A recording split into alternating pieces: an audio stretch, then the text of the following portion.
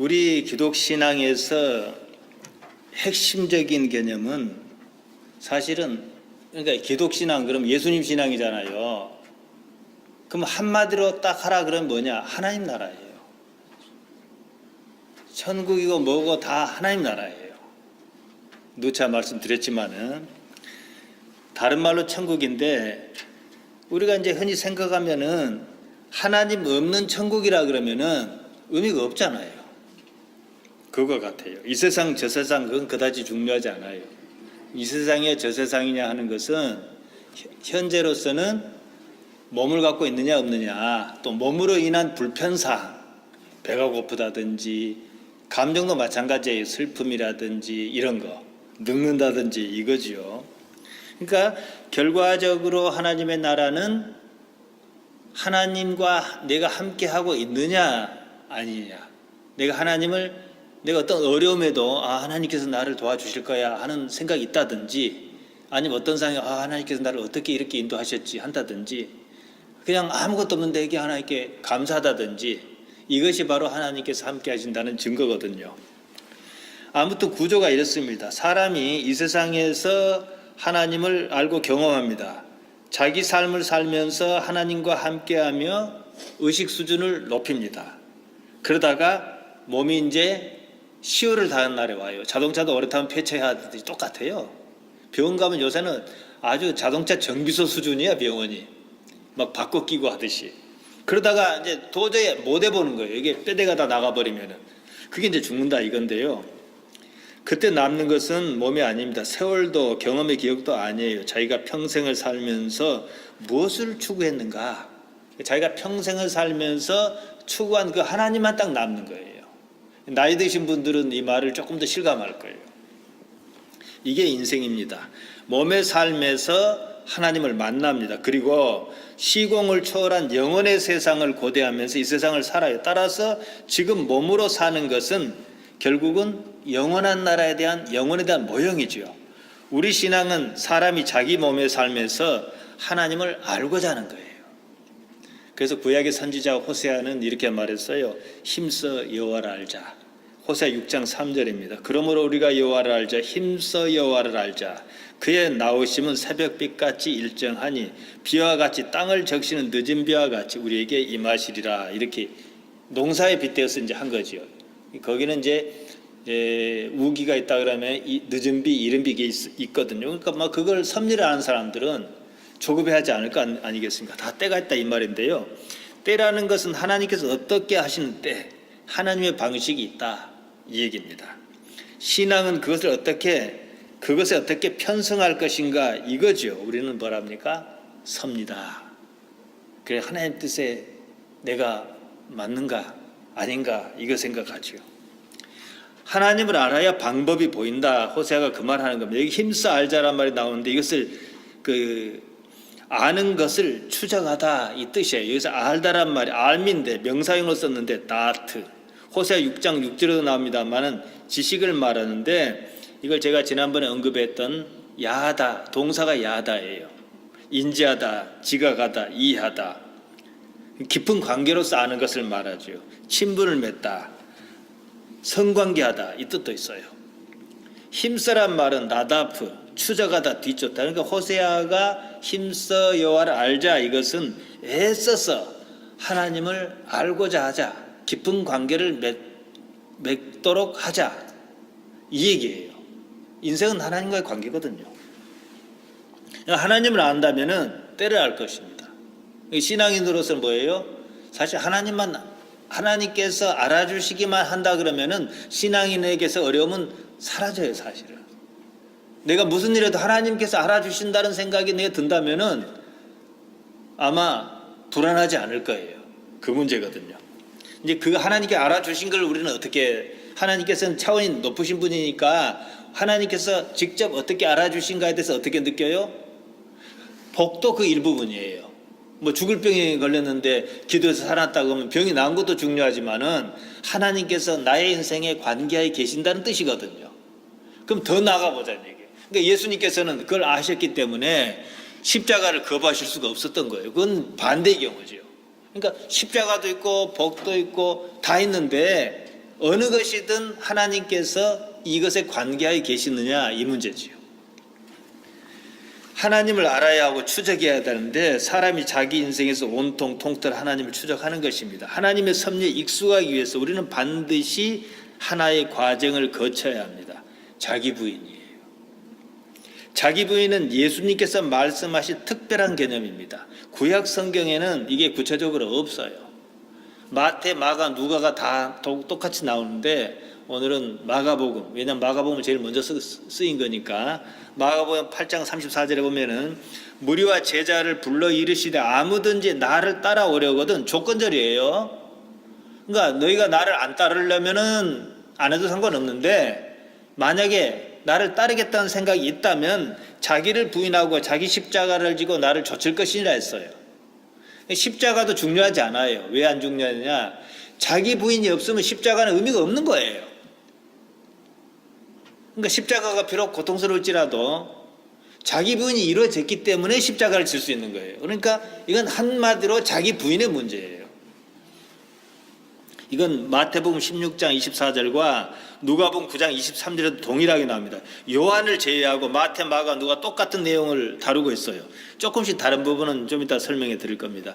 복음서는 기억에 의한 기록입니다. 세 사람의 진술이 일치하다는 것은 그만큼 이 사람들의 뇌리에 크게 각인되어 있었다 이 얘기죠. 십자가조차 뭐 자기 부인의 하나지요. 호세에 따르면 애써 하나님을 알자 했습니다. 예수님께서는 더 깊이 들어가셨습니다. 구체적으로 말씀하셨는데요. 자기를 부인하라. 그럴 만한 이유가 있습니다. 자기라는 것이 하나님을 알고자 하는데 방해물이라는 거예요. 이거 대단히 중요한 개념이에요. 이것은 자기라는 장막을 걷어내지 않고서는 하나님을 볼 수가 없어요. 이런 말씀을 하신 데는 다 그만한 이유가 있습니다. 어째서 이 말씀이 나왔느냐? 성경을 저는 이제 그런 방식으로 쓰는데 한 구절 갖고 지엽적으로 보지 않아요. 배경을 같이 봐야 한다는 얘기예요. 이 말씀 뜬금없이 던진 게 아니거든요. 예수님의 사역의 중반쯤이었습니다. 가이사랴 빌립보 여러 마을을 지나가실 때에 예수님께서 노중에서 제자들에게 이렇게 질문을 던지셨어요. 사람들이 나를 누구라 하느냐? 사람들이 나를 어떻게 알고 있다더냐? 뭐 당신이 몰라서라기보다도 아마 제자들에게 뭘 환기시키시려고 하시지 않았나 싶기도 하거든요. 세간의 이해를 물었는데 우리는 예수님 누구라 그러냐면 우리는 뭐 어떻게 이해하든지 간에 뭐 하나님의 아들 뭐 이렇게 하잖아요. 그때는 이 상황이 아니었어요. 뭐라 했습니까? 더러는 세례 요한이라 하더이다. 엘리야라 하더이다. 선지자 중에 한 사람이 살아났다 하더이다. 다들 죽은 사람이죠.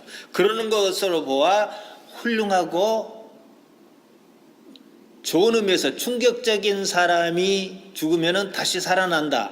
이건 부활이 아니고 환생의 개념이죠. 아마 이걸 믿지 않았나 싶어요. 티베트 불교가 환생을 믿듯이 말이에요. 영향력이 컸던 사람들은 누군가를 만약에 그리워하는 사람이 있다.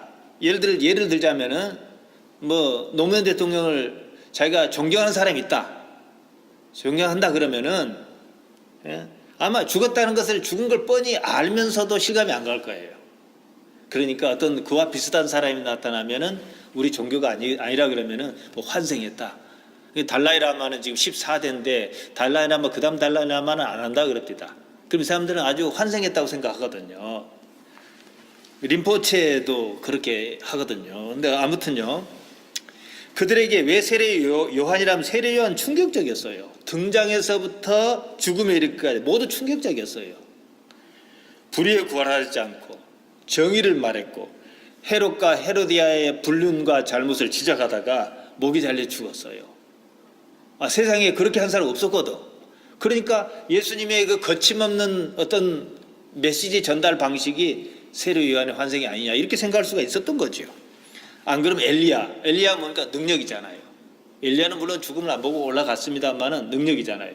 그러니까 그 사람의 환생은 그렇게 빗대어서 생각했다 이거예요. 그러니까 예수님께서 그러면은 너희는 나를 누구라 하냐 물었어요. 누구라 했습니까? 우리는 여기서 베드로의 위대한 신앙 고백 그걸 떠올리죠. 그러니까 베드로가 얘기한 것은 모든 제자를 대표해서 한 거예요. 베드로가 성질이 급한 나머지 말도 옳은 말이든 무슨 말이든 막 우리 사투리는 썸벅썸벅 한다 그러는데 막 튀어나와요. 마가복음 8장 29절에 따르면 주는 그리스도십니다. 마태는 조금 더 이것을 좀 양념을 좀 섞어서 얘기를 했어요. 마태복음 16장 16절 주는 그리스도시요 살아계신 하나님의 아들이십니다. 누가는 9장 20절에서 하나님의 그리스도십니다. 말은 조금씩 다르지만 같은 내용이에요. 예수님께서 듣고 싶은 말을 베드로가 한 거예요. 그건 예수님께서 당신을 어떻게 대접하겠다 이걸 한 게 아니라 그들이 나를 제대로 이해하고 있다는 것 자체가 예수님으로서는 감동적인 일인 건 사실이에요. 제대로 이해를 해주니까, 인식해 주니까. 베드로를 그냥 마구마구 칭찬하십니다. 마태복음 16장 17, 19절에 길게 나오는데요. 이건 마태에만 있어요. 예수께서 대답하여 가라사대 바요나 시몬아, 이 바가 들어가면은 아들을 말합니다. 요나나 요한이랑 같은 거예요. 호세아나 예수아나 예수나 같은 말이듯이. 바요나 시몬아, 요한의 아들 시몬아, 내가 복이 있도다. 이를 내게 알게 하는 이는 혈육이 아니요. 그러니까 네가 복이 있는 이유는 네가 알고 말하지 않았기 때문이라는 거예요. 하나님께서 그렇게 해주셨다는 거예요. 그럼 하나님과의 관계가 있으니까 복이 있다는 것이고, 어찌됐든 그것을 그렇게 얘기했다는 자체가 복이 있다는 얘기죠. 하늘에 계신 네 아버지시나 또 내가 내게 이르노니 너는 베드로라. 이제 너는 시몬이 아니라 너는 이제 베드로라 해라. 반석이라 해라. 게바라 해라. 이 반석 위에 너의 그와 같은 그 신앙, 그 고백 위에 교회를 세울 것이다. 음부의 권세가 이기지 못하리라. 내가 천국 열쇠를 내게 주리니 내가 땅에서 무엇이든지 매면 하늘에서도 매일 것이고 내가 땅에서 무엇이든지 풀면 하늘에서 풀리리라. 천주교는 그래서 그런지 베드로를 일대 교황이라 그래요. 그래갖고 열쇠를 갖고 있다 그래 교회가. 교황이. 그러니까 아마 이 교황님께서 들고 다니시는 지팡이가 열쇠인 것 같아. 요한의 아들 시몬아, 내가 복이 있다. 베드로다. 반석이다. 영어로 이런 이름 맞죠? 피터가 베드로거든요. 얼마나 큰 축복인지 모릅니다. 반석의 교회를 세우시겠다 했어요. 물론 중의적인 의미지요. 우리 아까 천주교 얘기를 했습니다만은 아무튼 천주교는 베드로가 원조예요. 우리 기독교는 원조랄 것 따로 없지만은 꼭 그렇게 따진다면은 바울이 가깝습니다. 노선이. 종교는 아무튼 이 베드로에게 하신 말씀은 어떻게 보면은 그조차도 오라도 의지와 상징인데 종교는 이걸 무시하는 경향이 있어요. 그래서 이제 성찬식 할 때 천주교는 화채설, 영적 임재설, 그럼 뭐 할 거냐는 얘기예요. 그래서 천주교는 이렇게 납작에 성찬식 넣어가지고는 한 사람이 나오면 입에다 넣어주잖아요. 그러면은 그렇게 분위기를 만들면은 정말로 예수님의 몸이 내게 어서 오세요. 2부가 중요하니까 괜찮아요. 근데 뭐 은혜는 되겠지만은 우리는 좀 그걸 담백하게 보자 이거죠. 자, 아무튼 종교는 이런 이치를 대놓고 좀 무시하는 경향이 좀 있어요. 그래서 올바른 이치라도 일단 무시하면은 더 고상하다는 생각이 드는 것인지 싶어요. 이게 사실 미국의 건국의 아버지들은 아주 지식인들이었어요. 그런데 중간에 와서 교회 강단이 반지성주의로 나갔어요. 그래서 부흥 강사의 비속어, 반말, 쌍소리, 이게 그래서 나온 겁니다. 그러니까 막 무시하게 해야 신령하다, 반말 비슷하게 해야 신령하다고, 이게 또 통하는 거예요. 이게 어찌된가. 이것은요 종교가 아니라 사돔 메소키즘으로 설명할 수 있는 거예요. 과학과 피하기 심리가 있거든. 아무튼요, 그래서 흔히들 좀 못 배웠지만 못 배운 게 뭐 잘못한 거 아니에요. 근데 어떻게 영통한 사람들이 간혹 있습니다. 근데 이분들이 또 오해하는 게 있어. 그래서 우리가 예수님을 아는 지식은, 세상 지식은 초등학문이라는 거예요. 바울이 골로새서 2장에서 그랬다는 거예요. 그렇게 얘기를 했어요, 바울이. 세상 학문을 초등학문이라 했는데, 그래서 마치 지식이 나쁜 것인 양 합니다. 그리고 세상 지식은 필요 없다는 거예요. 그러면 세상 지식이 아닌 것 갖고 살 수 있는지 나와보라 그래. 다 세상 지식이거든. 지하철을 타도 지식이 있어야 타는 거예요. 그 사회가 함의하고 있는 노선에 대한 함의도 있어야 되는 것이고 규칙도 있어야 하는 것이고 우측 통행, 좌측 통행 뭐 이런 것도 있어야 되는 거고. 근데 아무튼요, 이게 무식한 말인데요, 사실은요 무식하니까 그런 거예요. 무식을 포장하는 거예요.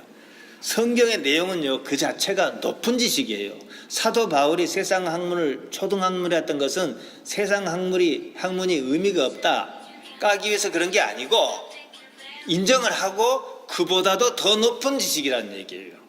성경의 지식이 이걸 얘기했던 것이지, 세상 학문을 초등학문, 그러니까 기독교 지식에 비하면, 복음의 지식에 비하면 세상 학문이 어리다는 뜻이지, 그냥 우리가 이렇게 알고 있으면 세상 학문이 더 아래다 이 개념이 아니란 말이에요. 실제로 사도 바울이 얼마나 잘 배운 사람입니까? 헬라 철학을 가말리엘의 문화생이었고 헬라 철학을 가진 사람이었고 또 그것을 이용해서 복음을 전한 사람이었고, 비교해서 말이죠. 그러니까 무식하기 때문에 무식이 능사처럼 한 건 참 곤란합니다. 베드로의 신앙 고백은요 예수님을 따르려는 모든 사람을 대표하는 것입니다. 베드로에 대한 칭찬 이후에 한 사건이 발생해요. 예수님께서 제자와 함께 계시는데 베드로가 한 말은 다른 제자가 한 말이나 다를 게 없어요. 그런데 그때 이런 말을 하십니다. 이제 시몬 베드로가 주는 그리스도시요 살아계신 하나님의 아들이십니다 하니까 이 얘기를 아무개도 하지 말아라 하고 마태, 마가, 누가 다 똑같이 그 얘기를 해요. 그러면서 직접 이렇게 말씀하시진 않았어요. 그렇지만 내가 비밀 하나를 알려주마, 이런 뉘앙스로 말씀을 하셔요. 어떤 말씀 하셨냐, 마가복음 8장 31절 32절에 보면은 비밀 하나 알려주겠다, 이런 식으로 무게를 잡으셨는지 어쩐지 모르지만 분위기가 상당히 긴장하는 분위기죠. 인자가 많은 고난을 받고 장로와 대제사장과 서기관에게 버림받아 죽임을 당하고 사흘 만에 살아나야 할 것을 비로소 저희에게 가르치시되 드러내놓고 이 말씀을 하시니 했어요. 세상 사람이 나를 뭐라 하느냐, 세례 요한이라 하더이다, 엘리야라 하더이다, 선자 중에 한 사람이라 하더이다. 그러면 너희는 나를 누구라 하느냐, 주는 그리스도시요 살아계신 하나님이라 합니다. 바요나 시몬아, 네가 보기도다. 이건 네가 알아서 얘기한 게 아니라 하늘에 계신 아버지께서 알려주신 것이다. 이제 내가 비밀 하나 알려주마. 무슨 비밀? 대제사장과 장로와 서기관에게 버림받아서 고난받다가 십자가에 죽을 것이다. 그리고 살아날 것이다. 이게 비밀이라는 거예요. 그러면 아멘 했어요? 안 했다는 거예요. 그냥 자기 관념이 그런 일이 있어서는 안 돼요. 그러니까 베드로가 비로소 가르치셨는데도 불구하고 지금쯤은 이 말을 해도 좋겠다. 이게 사실 비밀이잖아요. 어차피 십자가의 비밀이에요. 비밀이란 것은 그게 십자가의 능력이라고 고린도전서 1장 18절에서 사도 바울도 얘기했어. 비밀이에요. 맞아요. 신비예요. 근데 제자들은요, 베드로가 또다시 주여 결코 이런 일이 주께 미치지 아니하리다 하고 맞고 나섰어요. 그들은 예수님을 그리스도 살아계신 하나님이라고 알고는 하지 않았지만 어쨌든 말을 그렇게 했어요. 하나님께서 알게 해주셨다는 예수님의 부연 설명이 그것입니다. 베드로가 알고 말했다면 예수님께서 십자가에 달리셨을 때 그 옆에 달렸어야 해요. 모르고 한 말이죠. 그래도 보겠다는 거예요. 그래서 비로소 내가 비밀 하나 알려주마 하고 고난과 십자가와 부활을 말씀하신 건데, 부활은 뭐 귓가에도 들어오지도 않았어요. 그러니까 이제는 십자가의 비밀을 가르쳐도 좋겠다 싶었습니다. 비로소 드러내놓고 말씀하셨다 그럽니다. 문제가 생겼어요. 베드로가 예수님의 이 말씀을 부정하고 나선 거예요. 마가복음 8장 32절에 보면 베드로가 예수님을 붙들고 가나했다 그랬어요. 막아섰다 이 말이에요. 누가복음 9장에는 이 대목이 없어요. 안타깝게 이 대목이 없어요. 관심이 다른 데 있었는지 몰라도. 마태는 이 대목을 더 실감나게 표현하고 있어요. 마태복음 16장 22절입니다. 베드로가 예수를 붙들고 가나여 가로되 주여 그리 마옵소서, 이 일이 결코 주에게 미치지 아니하리이다. 예수님의 고난과 십자가를 가만두고 보고 있지는 않겠다. 이 말이죠. 근데 실제로 그랬어요.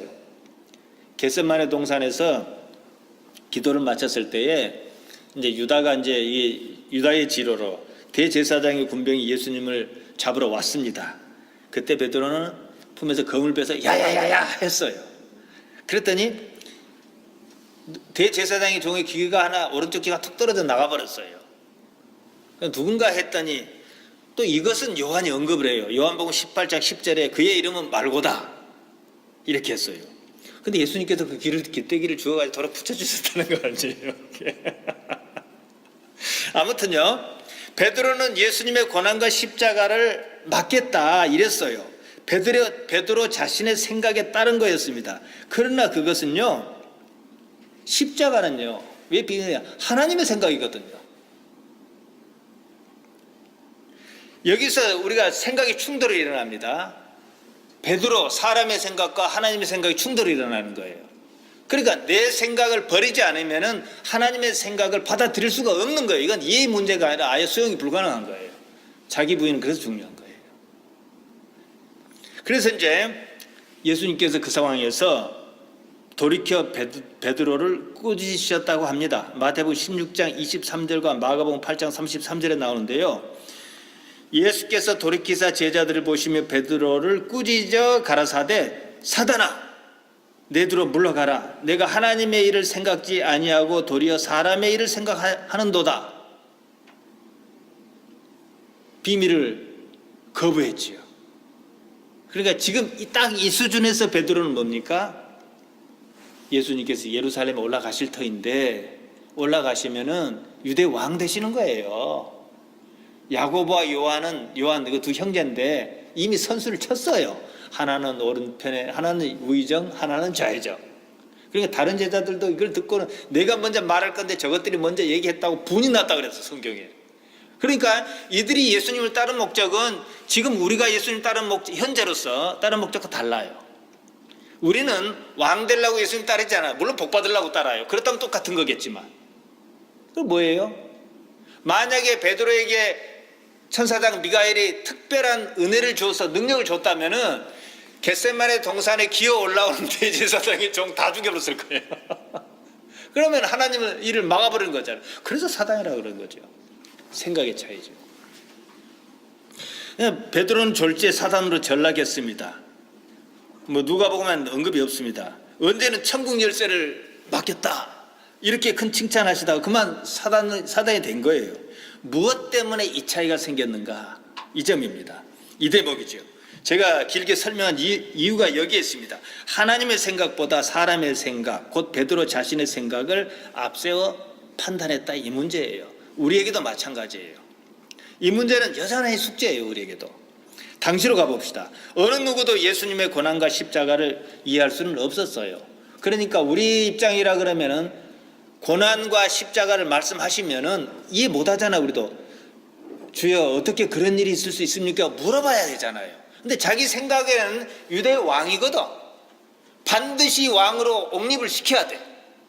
안 되면 대결해야 돼. 그래야 내가 장관 자리 하나를 차지하거든. 장관이나 이거 하려면은 간단해. 국회의원 하려면 몇 가지 방법이 있습니다. 국회의원이 되고 싶으면은. 현재로서 가장 쉬운 방법은 어떻게 해서 국회에 그 시험 봐갖고 만만한 사람, 될 만한 사람 보좌관으로 들어가는 거예요. 그래도 돼요. 유승민, 이정현이. 물론 유승민은 그래도 학벌이 좀 좋긴 합니다. 이정희 같은 경우도 그랬거든요. 딱 줄 잘 서는 거. 요새는 목사도 가능합니다. 임명진 목사처럼 요새는 큰 교회 목회하면은 또 국회의원 될 가능성이 좀 있어요. 안 그러면 이제 검사, 요새 사실 이제 이번이 마지막으로 없어졌다 그럽니다만 그렇게 한다든지 결국은 다 청와대로 이 자석처럼 자석 갖다 대면 쇠붙이가 다 그쪽 향하듯이 그런 형태죠. 지금 우리는요, 예수님께서 유대의 왕자리에 오르실 거란, 유대의 왕자리에는 관심이 없다는 사실 잘 압니다. 그 때문에 이게 맹점이에요. 본문을 쉽게 생각해요. 베드로나 당시 제자에게나 국한하는 말이다 생각합니다. 하나님의 나라에 대한 이해에 대해서는 그때나 지금이나 크게 다르지 않습니다. 어쨌든 베드로의 설레발 탓에 예수님께서는 그때나 지금이나 중요한 말씀하신 거예요. 그래서 자기 부인을 말씀하신 거예요. 그래서 너희가 나를 따르려면은 자기를 부인해라. 지금 베드로는 자기 부인이 안 돼 있기 때문에 그런 일이 있을 수 없습니다라고 했던 것이고, 실제로 겟세마네 동산에서 칼을 뺐던 거예요. 검을 가진 자는 검으로 망한다 이렇게 하셨죠. 자기 부인이 없었다는 겁니다. 지금도 마찬가지예요. 이 문제는요 매우 중요합니다. 그리고 심각해요. 자기 부인의 문제가 일단은 첫 단추를 잘 껴야 되니까, 이 옷이 첫 단추잖아요. 이게 단추가 있으면 이걸 잘못 껴버리면, 옷을 이렇게 해버리면은 아무리 명품 옷이 뭐예요, 이게 폼이 안 나는데. 요거 같은 거예요. 그러니까 자기 부인을 여러분이 제대로 이해하고 나는 자기를 부인해 보겠다라고 생각하면은 사실은요 8분 능선은 넘은 거예요. 그래 놓고 다음에 신앙적인 거, 능력적인 거, 하나님에 대한 거, 이게 나오는 거예요. 지금 보세요. 지금 놀랍게도 자기 부인을 안 가르쳐요. 그러니까 오늘 말씀대로 하자면은 자기를 부인하지 않는 사람은 언제나 사단은 아니겠지만 사단의 절개가 되는 거예요. 자기도 모르게. 사단의 절개로 사는 것은 행복할 리 없습니다. 다 행복하자고 예수님 믿는 거거든요. 어떻게 보면은 자기 폭이 없어요. 그러면요 사는 게 아니에요. 중세 때 조르다노 브루노라는 사람이 있었어요. 도미니코회 수사였습니다. 그가 지구가 돈다고 했던 사람이에요. 이제 나중에는 코페르니쿠스 얘기가 나오고, 이제 그 다음에 또 뭐 갈릴레이가 나오고 등등 하는데, 이 브루노는요 이 사람은 과학자가 아니기 때문에 직관적으로 알았어요. 별을 관찰하다가. 그래서 자기 신념을 갖다가 지구가 돈다 했더니 난리가 난 거지요. 그래서 베네치아에서 8년 동안 감옥에 갇혔어요. 네 그거 포기해. 너는 그거는 마귀의 생각이야. 안 한대. 그래서 로마에서 화형당했어요. 그럼 누가 마귀입니까? 오늘날도 그러고 있어요. 교회는 툭 하면은 마귀래, 사단이래. 사단인지 아닌지는 하나님께서 판단하실 일이에요. 우리는 그럴 능력 없어요. 그러면은 중세 때 마귀는 지금도 마귀여야 하는 거예요. 그럼 다시 교회가 살려내야 하는 거예요. 브루노도 살려내야 되고, 야누스도 살려내야 되고, 그때 마귀라고 적었던 잔다르크도 살려내야 되고, 다 살려내야 하는 거예요. 그러니까 그런 것은 주로 한 수백 년 후에 교황이 근엄하게 그때는 잘못됐다. 이 끝. 지금으로서는요 브루노가 한 말이 지당합니다. 당신은 아니었어요. 지금 당연한 것은 그때도 당연한 것이어야 합니다. 생각이 달랐을 뿐입니다. 교회는요 왜 그때 교회가 문제냐면은 자기의 생각이 진리라고 생각했다는 거예요. 자기 부인이 없었다는 거죠. 따라서 자기 생각과 다른 브루노는 그냥 마귀였어요. 지금 보면 브루노는 마귀가 아니지요. 브루노를 화형시킨 사람이 마귀지요. 예수님께서 베드로를 사단이라 말씀하시는 것은 의미적으로 볼 때 맞는 말이지요. 자기 생각을 진리라 여기는 사람은요 사단까지는 아니더라도 사단의 앞잡이가 본의 아니게 될 소지가 높아요. 다른 말로 자기 부인이 없는 사람은 사단의 생각을 품는 것과 같습니다. 기독교 예수님을 믿는 신앙의 출발점이 여기 있습니다. 자기 부인이 반드시 있어야 해요. 선행 조건이에요. 나를 따르려면 하였으니까요. 자, 그런데 여러분 봅시다. 이제 제가 뭐 교회를 뭐 어떻게 하는 게 아니고, 교회가 자기 부인을 이렇게 가르치던가요? 그냥 자기 부인 하면은 그냥 자기가 좀 어려운 상황에 대해서 받아들인다든지, 좀 수모나 창피당한 일을 받아들인다든지 이런 수준이지, 적극적으로 자기가 무엇인지 가르치지는 않다고요. 2부 시간은 자기에 대해서 제가 말씀드릴 거예요. 자기가 뭔지를 알아야 부인하든지 말든지 할 거잖아요. 자기가 무엇인지 알고 싶어 하지 않는다는 거예요. 그럼 아무것도 안 돼요. 복이든 무엇이든 그 다음 문제예요. 이처럼 중요한 문제를 어떻게 중요하게 다루지 않는 것인지 사실은 의아하고 당황스럽기도 해요. 우리 신앙은요 나라는 것을 버려서 하나님을 얻고자 하는 것입니다.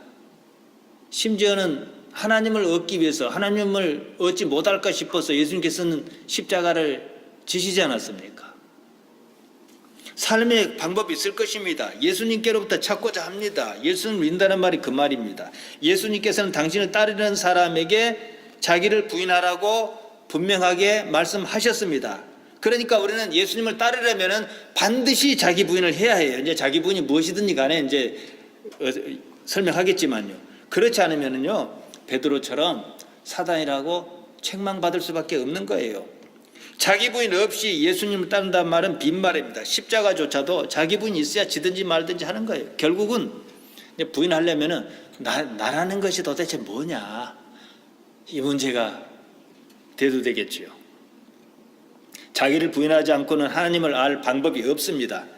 그것은 예수님을 믿는 것이 아닙니다. 때문에 우리 기독신앙에서 자기 부인은 중요합니다. 중요하다는 말로도 부족하고 아예 신앙이 성립 안 합니다. 문제가 있어요. 자기를 알아야 부인하든지 말든지 할 것이 아니냐는 거죠. 그처럼 중요한 자기, 곧 나를 아는 데에 관심이 없다는 거예요. 내가 무엇인가 알고 싶어 하지 않습니다. 자기 부인은 고사하고 자기를 드러내지 못해서 안다르다는 거예요. 과거에 비해서 지금은 살만합니다. 교회가 근본적인 문제를 짚어내지 못하니까 결국은 이제 막 시끄러운 얘기가 많이 나오는 거죠. 원하지는 않지만 사교장처럼 돼버렸다는 거예요. 교회에서 뭐 사교한다는 것이 나쁘다는 거 아니에요. 코이노니아도 중요해요. 그러나 그것은 부수적인 것이지 그것이 복음의 핵심은 아니에요. 어떻게 자기를 드러낼까? 이게 돼버렸잖아요. 그러니까 능력이 없는 거죠. 복을 빼고 교회를 설명할 수 있을까 싶어요. 십자가를 말합니다. 그래 십자가의 가치는 생각하지 않습니다.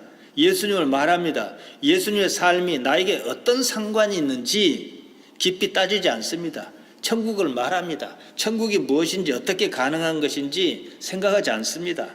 부활을 말해요. 부활이 무엇이며 또 어떻게 가능한 것인지 답이 안 나오더라도 따져봐야 하는 거거든요.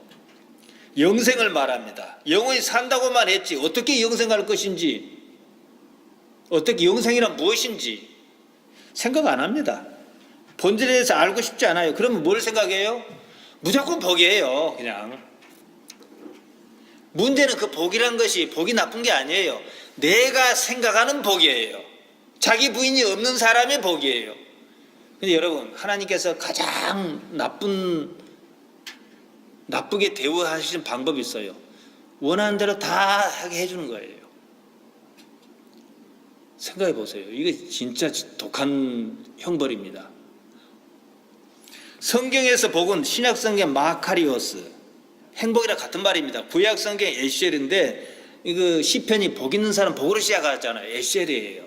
그 의미는 근본적인 행복을 말해요. 하나님과 관계에서 얻을 수 있는 행복, 하나님으로 인한 행복을 말하는 겁니다. 하나님께서 주시는 거죠. 그러니까 극단적인 경우 같습니다만은 때에 따라서는 십자가조차도 복인 수가 있어요. 스데반이 사도행전 7장에서 유대의 실력자들 앞에서 예수님 얘기하다가 돌에 맞아 죽어요. 근데 스데반의 죽음은 우리식 표현하자면 황홀한 죽음 같잖아요. 우리가 그 느낌을 알 수 있잖아요. 그러니까 돌에 맞아 죽은 것이 스데반에게는 복인 거예요. 행복하니까. 사람이 행복의 정도가 높아버리면요 고통은 사라져요. 제가 고통에는 한계가 있다는 것을 설명해 드린 적이 있습니다. 그러니까 고통과는 별개 문제입니다. 하나님께서 함께 하시느냐 아니냐 이 문제지요. 내가 생각하고 판단하는 그런 복은 아닙니다.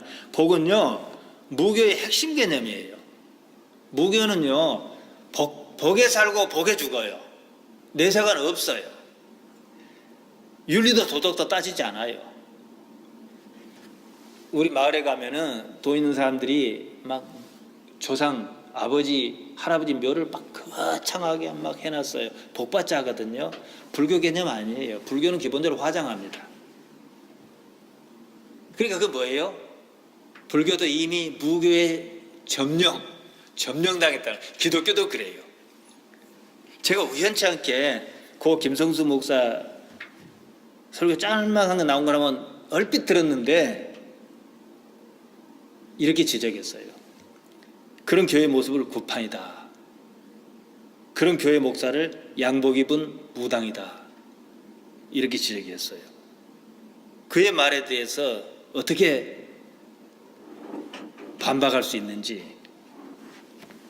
그러면은 근데 복도 말이에요. 하나님과 함께 하면은 하나님께서 우리가 이제 결혼한 사람 같으면 자기 자녀에게 좋은 것을 주고 싶어 하잖아요. 똑같아요, 기본적으로.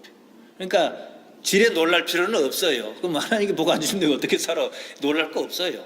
정상적으로 행복한 가운데 하나님께 지켜주시기를 원하는 것이죠. 자기 부인 없는 나는요, 거짓에 납니다. 그런 나가 바라고 추구하는 복은 복이 아니지요. 자신은 끝내 복이라고 생각하지만 결국은 화를 부르는 것입니다. 한번 생각해 보세요. 아까 말씀드렸습니다만 하나님께서 내가 무엇을 원하든지 그대로 다 들어주신다면은 나는 어떤 모습일까? 한번 이제 시간 나실 때 집에 딱 드러내서 한번 여러분이 이제 퍼즐 맞추기 한번 해서 해보세요. 이제 하나님께서 들어주신다 그러고 하나님 지금 당장 뭐가 필요해요? 그래 해주마. 이제 했어요. 그러면 또 하나님 뭐가 필요해? 한번 계속 가보세요. 어디까지 가는지. 한번 해보세요. 이게 중요한 경험이에요. 그럼 나중에는 뭐라 한 줄 압니까? 재미없어요. 그래. 이까지 오게 돼 있어요. 그게 누구 얘기입니까? 제가 지난번에 언급했죠. 작년 12월 9일 날 설교에 얘기할 때 심판에 대해서 말씀드릴 때 마이다스 임금 얘기했어요. 신화입니다만은 다시 언급하면 마이다스는 디오니소스의 양부 실레누스를 어떻게 극진하게 대접한 일로 자기가 원하는 것은 무엇이든지 하나를 이룰 수 있는 자유이용권 하나를 받아요. 그래서 이제 이렇게 얘기를 해요. 디오니소스에게 내가 손으로 만든 건 무엇이든지 황금이 되게 해주시오. 디오니소스가 그래도 괜찮겠느냐고 물었지만 괜찮대. 해주시오 했어요. 성으로 돌아와서 사관을 탁 땄어요. 금사가 딱 되는 거예요. 얼마나 기분이 좋았겠어요. 신기하고 기뻤습니다. 행복했어요. 나뭇가지를 꺾어봤어요. 금으로 되는 거예요. 이제 배가 고픈지도 몰랐는데 한참 지나다가 배가 고파요. 그래서 이제 시종에게 먹을 걸 갖고 오라 그랬어요. 포도를 따니까 금으로 돼. 먹을 수가 있어야지. 그릇도 금으로 돼. 이제 금이 실증이 나는 거예요. 왜 아무것도 먹을 수 없다고 화를 내고 짜증을 내고 시종에게 손을 대는 순간 시종이 금으로 변해버린 거예요. 그때 이제 뭐가 문제가 있다. 내가 잘못 선택했다. 그때 아마마마 하고 공주가 달려. 아이고 내 새끼하고 아는 순간 금이 돼버린 거예요.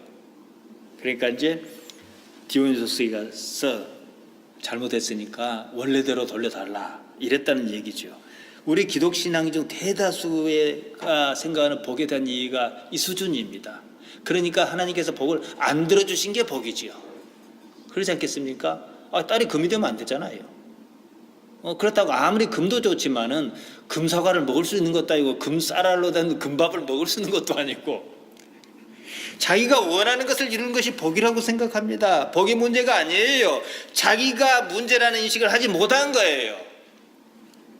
판단의 기준인 자기는 옳으냐 그 문제입니다. 인간의 욕망은 기본적으로 방향성이 없어요. 단지 무엇 하나를 이루면 다른 무엇 하나 더 이루기를 원합니다. 끝이 없습니다. 끝이 있다면 가장 무서운 권태가 있을 뿐이에요. 제가 권태에 대해서 4주 설교를 한 게 있어요. 자, 생각해 보세요. 좋은 것도 계속 좋으면 좋은 거 아니에요. 지루한 겁니다. 자기 부인은 우리 신앙의 첫 단추입니다. 이거 꼬이면요 죽도 밥도 안 돼요. 어떻게 하시겠습니까? 예수님을 믿는다고 합니다. 다 아는 말 같아요. 그 말이 무엇을 의미하는지 살펴봐야 합니다. 예수님을 믿는다 그 말은 예수님을 따르겠다 이거예요. 예수님의 가치관을 옳게 여겨서 나의 가치관을 삼겠습니다. 이 얘기예요. 근데 자기 분이 없으면 사실 감당하기 어려워요. 예수님께서 우리와 똑같이 세상 사셨습니다. 세상 사시면서 세상을 사는 어떤 기준이 있었을 것입니다. 그 가치를 받아들이겠다는 것이 예수님을 믿는다 이 말입니다. 그것 아니면 어떤 무엇이라도 예수님 믿는 것 아닙니다. 한번 주변을 둘러서 생각해 보시기 바랍니다. 예수님을 믿는다고들 합니다. 실제로는 예수님이 아니라 자기 내면의 욕망 내지는 바람 같은 것이 이루어지기를 믿어요. 예수님 믿는 게 아니에요. 그렇게 함으로써 뭔가를 이루어지기를 바라는 거예요. 예수님을 믿는다는 것은 예수님 따른다는 것과 다른 말 아닙니다. 예수님을 따른다는 것이 무엇인지 우리 신앙의 원점에서 따져봐야 합니다. 기독교 핵심이 뭡니까? 하나님의 나라라고 제가 말씀드렸습니다. 이것은 기억해야 해요. 누가 무슨 말해도 하나님 나라입니다. 천국은 하나님 나라에 대한 표현이에요. 결국은 바실레이안 두 데오입니다. 영생이니 구원이니 은혜니 심지어 복이라는 말조차도 하나님 나라의 속성이에요. 생각해 보세요. 하나님 없는 영생이 무슨 의미가 있으며 하나님 없는 복이 무슨 의미가 있고 하나님 없는 구원이 은혜니 말이 성립 안 합니다. 복도 마찬가지예요. 그러면 하나님 나라에 어떻게 들어갈 수 있는지를 살펴야 합니다. 반드시 자기 부인이 있어야 합니다. 자기 부인은 예수님을 따르려는 행위의 선행 조건입니다. 하나님 나라에 들어가는 관문입니다. 반드시 거쳐야 합니다. 예수님께서는 자기를 부인하셨습니다. 어떻게 부인하셨습니까? 겟세마네 동산에서 처절한 기도가 한번 생각해보세요. 자기 부인의 과정이지요. 그래서 예수님의 생각은 무엇입니까? 이제 십자가를 잔으로 했을 때 안 마시는 거예요. 그러니까 해본 거예요, 기도를. 근데 답이 없는 거예요. 그러면 해야 되는 거예요. 그러니까 하다 안 되니까 뭐라 했습니까? 감당하게 해달라는 거예요. 그러면 예수님께서 십자가가 다가오는데 당신을 잡으러 오신 줄 몰랐습니까? 알고 계셨어요. 그만큼 자기 부인을 하셨던 거예요. 그 때문에 십자가가 아니면 자기 부인을 한 경우를 발견할 수가 없습니다. 우리처럼 자기 부인하고 말고 하실 자기가 예수님께 원래 없어요. 그러니까 결과적으로 예수님께 자기 부인한 게 뭡니까? 십자가 사건이지요. 그래서 자기 부인에 대해서 이렇게 말씀하셨습니다. 다시 인용합니다. 마가복음 8장 34절입니다. 무리와 제자를 불러 이르시되 아무든지 나를 따라오려거든 자기를 부인하고 자기 십자가를 지고 나를 좇을 것이니라. 이 말씀의 대상이 예수님을 지금 따르겠다고 하는 사람이에요. 바리새인도 아니고 이방인도 아니에요. 예수님을 따르지 않겠다면 구태여 자기 부인할 필요 없습니다. 하지만 예수님을 따르겠다면 반드시 자기 부인해야 해요. 필수 조건이죠. 자기 부인 없이는요 하나님 나라에 한 발짝도 발을 내디딜 수가 없습니다. 들여놓을 수 없습니다. 아무것도 못합니다.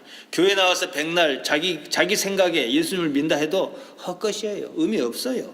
물론 하나님의 은혜 가운데서 많은 일을 겪고 나는데 자기도 모르게 자기를 부인하는 경우는 있어요. 하지만 언제 그건 자기가 내가 이게 자기 부인이구나를 모르고 있기 때문에 또다시 자기를 부인하지 않는 상황으로 언제든지 용수철처럼 되돌아갈 수 있어요. 개념을 알고 있어야 한다는 얘기죠. 두 가지를 한꺼번에 짚어야 합니다. 첫째는 자기가 무엇이냐 그리고 부인이에요.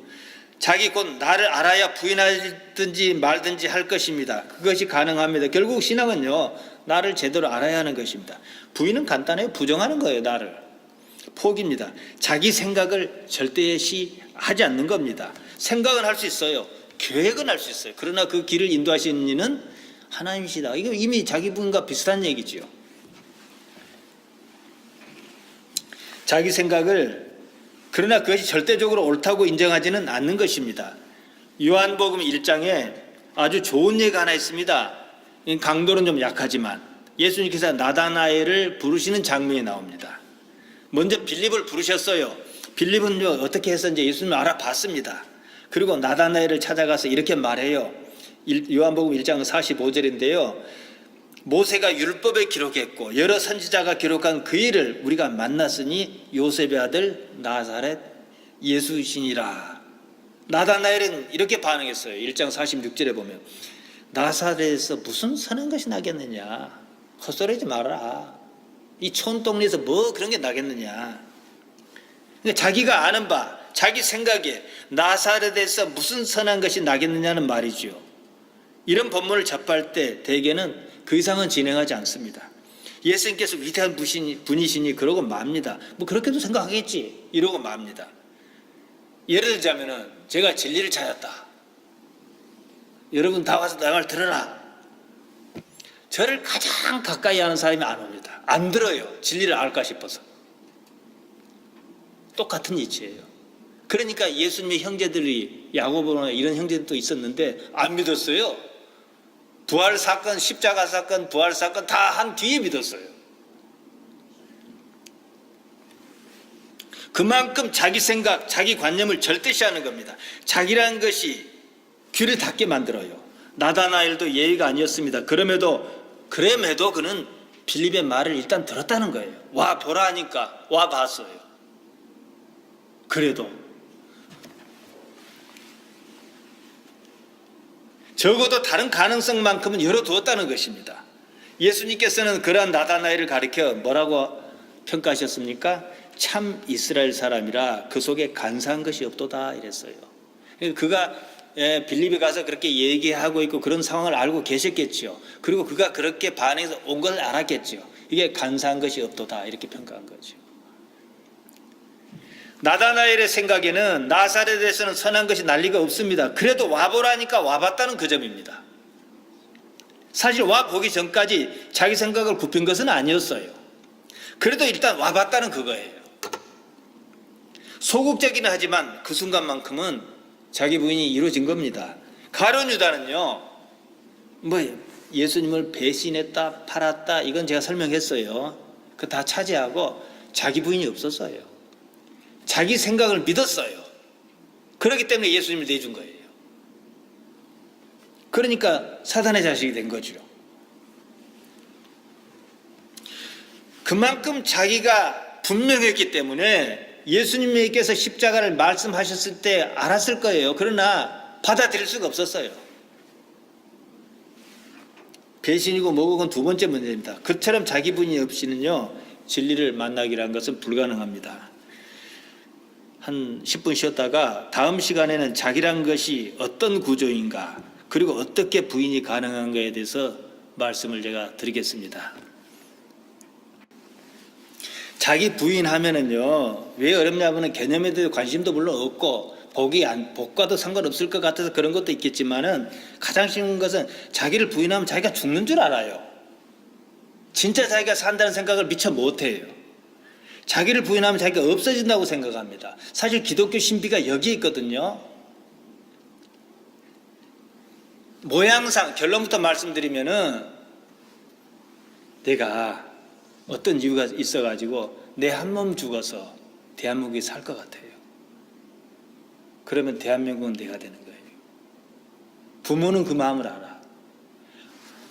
영국에서 화재 참사했었는데 새끼가 있는 거예요. 앞뒤도 안 생각하고 들어가는 거예요. 자식을 뒤어던지고 자기는 못 나왔어요. 그럴 줄 알아도 가. 왜냐? 자식이 나니까. 다시 말해서 내가 인류를 위해서 희생하면 인류가 내가 되는 거예요. 내가 사회를 위해서 진정한 의미에서 어떤 걸 바란 게 아니라 희생하면 사회가 내가 되는 거예요. 내가 가족을 위해서 희생하면 가족이 내가 되는 거예요. 모양상. 이 개념은 이제 차지해 놓고 한번 봅시다. 사랑하는 사람을 위해서는요, 희생을 자처합니다. 그때는 희생이 아니라, 희생은 싫은 건데 이때는 싫은 게 아니라 쾌감이에요. 사랑하는 남녀가 있어요. 남자가 밤이 늦어가지고 집이 반대 방향인데 여자를 저기 데려다 주고 가요. 그러면 가는 발걸음이 얼마나 뿌듯할까요? 근데 생판 모르는 사람을 그렇게 해주고 와봐라고 되는가 그게. 우리 아이가 큰 아이가 이제 일본 어디 갔다 온다 해갖고 이제 비행기 타고 오는 모양인데, 가는 건 좋은데 애비 마음은요, 아무런 사고 없었으면 여행이고 뭐 떠나가지고. 왜냐? 나는 내 형편에 애가 무슨 일 있다고 하면 나는 애의 무슨 일에 대처해줄 능력이 없어요. 애비니까. 그리고 애비는 자식이 애비보다 더 좋은 여건에 있기를 원해요. 그것만 보더라도 미국의 사회심리학자 쿨리라는 사람이 있습니다. 거울 자아론을 말했습니다. 자기에 대해서 이제 설명하기 위해서 하나씩 가는 겁니다. 3가지의 자기 구성 요소라고 했어요. 첫째, 타인에게 비친 나의 상을 자기를 한다는 거예요. 저 사람이 나를 어떻게 할 것이냐. 그래서 우리 예수님의 복음에서 제일로 나쁜 단어 하나를 딱 고르면 뭐라고요? 외식. 외식이 없으면 죄가 없어요. 거칠해. 어쨌든 쿨리에 의하면 타인에게 비친 나의 상, 두 번째로는 타인에게 비친 나의 상에 대한 타인의 평가. 헷갈립니다. 타인에게 비친 나의 생에 대한 타인의 평가. 이해하시겠죠? 그리고 셋째는 타인의 평가에 대한 나의 느낌에 의해서 구성된 자. 그러니까 실상 예수님이니까 사람들이 나를 누구라 하냐, 뭐 엘리야다. 사실 예수님한테 기쁜 소리는 아니에요. 더 나은 분이니까. 근데 엘리야보다 택도 없는 사람이 그 소리 들으면 기분이 좀 좋겠죠. 그러면 타인의 평가잖아요. 이게 나라고 한다는 거예요. 남은 그렇게 생각 안 합니다. 참고로 제가 알려드릴게요. 이게 누가 어떤 내 아는 사람이 내 원고를 보고 무슨 논문 같다 그러는데, 요건 어디에 나오냐면은 산림출판사에서 나오는 신비주의라는 책이, 요만한 책이 있어요. 금인숙이었었어요. 아주 얇아요. 기독교 신비 잘 나와 있어요. 이 부분에 대해서. 그거 보면 돼요.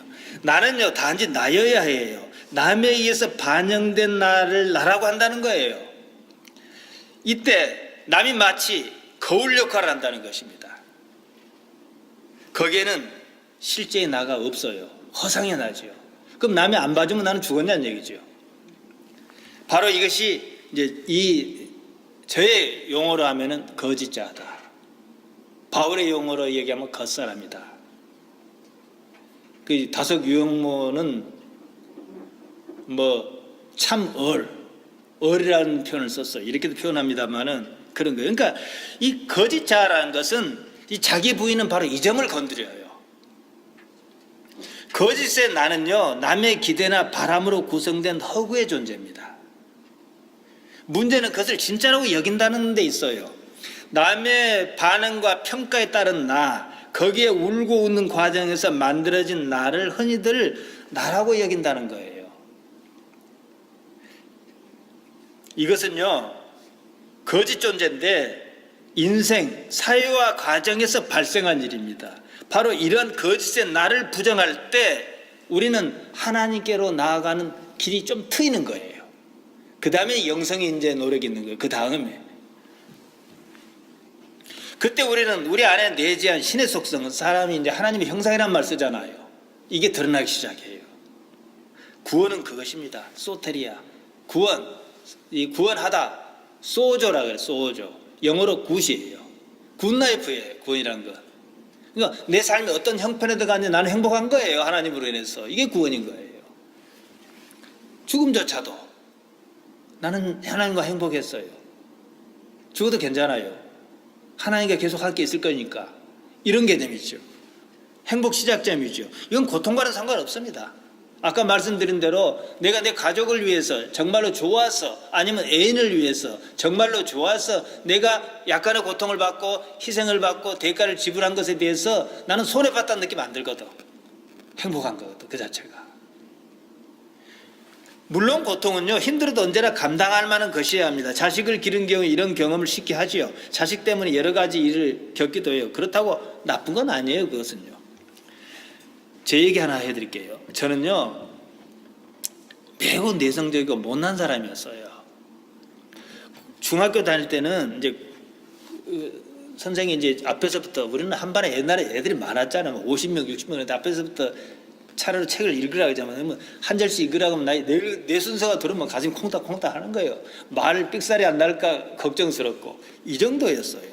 무슨 발표를 한다는 건 정말 힘들었어요. 고등학교 3학년에 올라갔을 때 3학년 1학기 학교 그만둬 버렸어요. 3월 달에. 3월 한 두째쯤 돼서. 여러 가지 이유를 댔지만 사실 채우기 싫었어요. 근데 채우기 싫어서 학교를 그만두겠습니다라고 하면은 학교에서 일을 못할 것 같으니까. 제가요, 불행히도 박정희 대통령의 아들과 동갑이에요. 그래서 그 지만이 때문에 뺑뺑이 돌려서 중학교 갔고, 지만이 때문에 체력장 생겼어요. 8개 종목.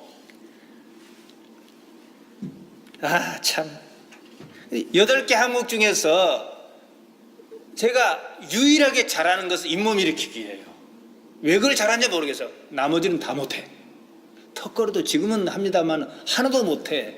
그리고 저거 가시네다 그러고 이런 소리가 들려. 다른 박질은 언제나 꼴찌요. 다리가 꼬여서 잘 달리지를 못해요. 이제 마지막 단계가 1000m 달리기예요. 그럼 3분 39초 안에 돌아야 돼. 그러면 200m짜리 5바퀴 돌아야 돼. 아, 세상에 1등이 나보다 한 바퀴 반을 이겨버려. 창피하죠. 마침 검정고시 제도가 있다는 그때 처음 알았어요. 그러나 학교 안 다닌다 그랬어요. 그러면은 학교에서는 착한 학생으로 인식이 돼 있기 때문에 반장이 얼레고 가정 형편이 어려워서 그러냐, 장학금 주마 조금만 더 졸업하는데 이랬단 말이에요. 그러니까 나는 사실대로 얘기할 수가 없었어요. 그러나 내가 다니기 싫다, 안 다닌다, 이렇게 그냥 억지로 했지요. 저는 어려서부터 심폐기능이 약했어요. 다른 박질을 한번 하면 숨을 쉬기가 힘들었어요. 근데 그때는 그게 어른들이 그걸 설명을 안 해줬기 때문에 왜 그런지를 몰라서 다 그런 줄 알았어요. 영화관에서 영화 한 번 보면 쓰러져요. 멀미를 해요. 그냥 영화는 보러 가고 싶지, 갔다 오면 왜 그렇게 해. 지식이 없던 시절, 그 때문에 다름질을 못한다는 생각조차 못했어. 그것 때문에 다름질을 못한다. 부모가 너는요 어렸을 때 천식을 알았고 그렇기 때문에 네가 심폐기능이 약해 다름질을 못해, 이렇게 얘기했으면 내가 선생님한테 저는 이랬습니다라고 얘기라도 할 것인데 창피한 거예요. 저 자신도 모르는 상황을 남이 알아줄 리가 없습니다. 그냥 못나서 그런 거였어요.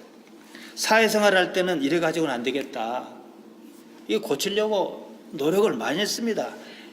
지금 내가 이렇게 앞에서 얘기하고 꿈도 못 꿀 일이야. 요새는 사람이 많이 모을수록 저는 설교할 때 쾌감을 느껴요. 이게 참, 이 자신감이 그때는 없었어요. 그대로라면 사회생활을 할 수 없었을 거예요. 그때 느낀 것이 있었어요. 내가 내 마음대로 안 된다는 거예요. 이성적으로 이해가 가.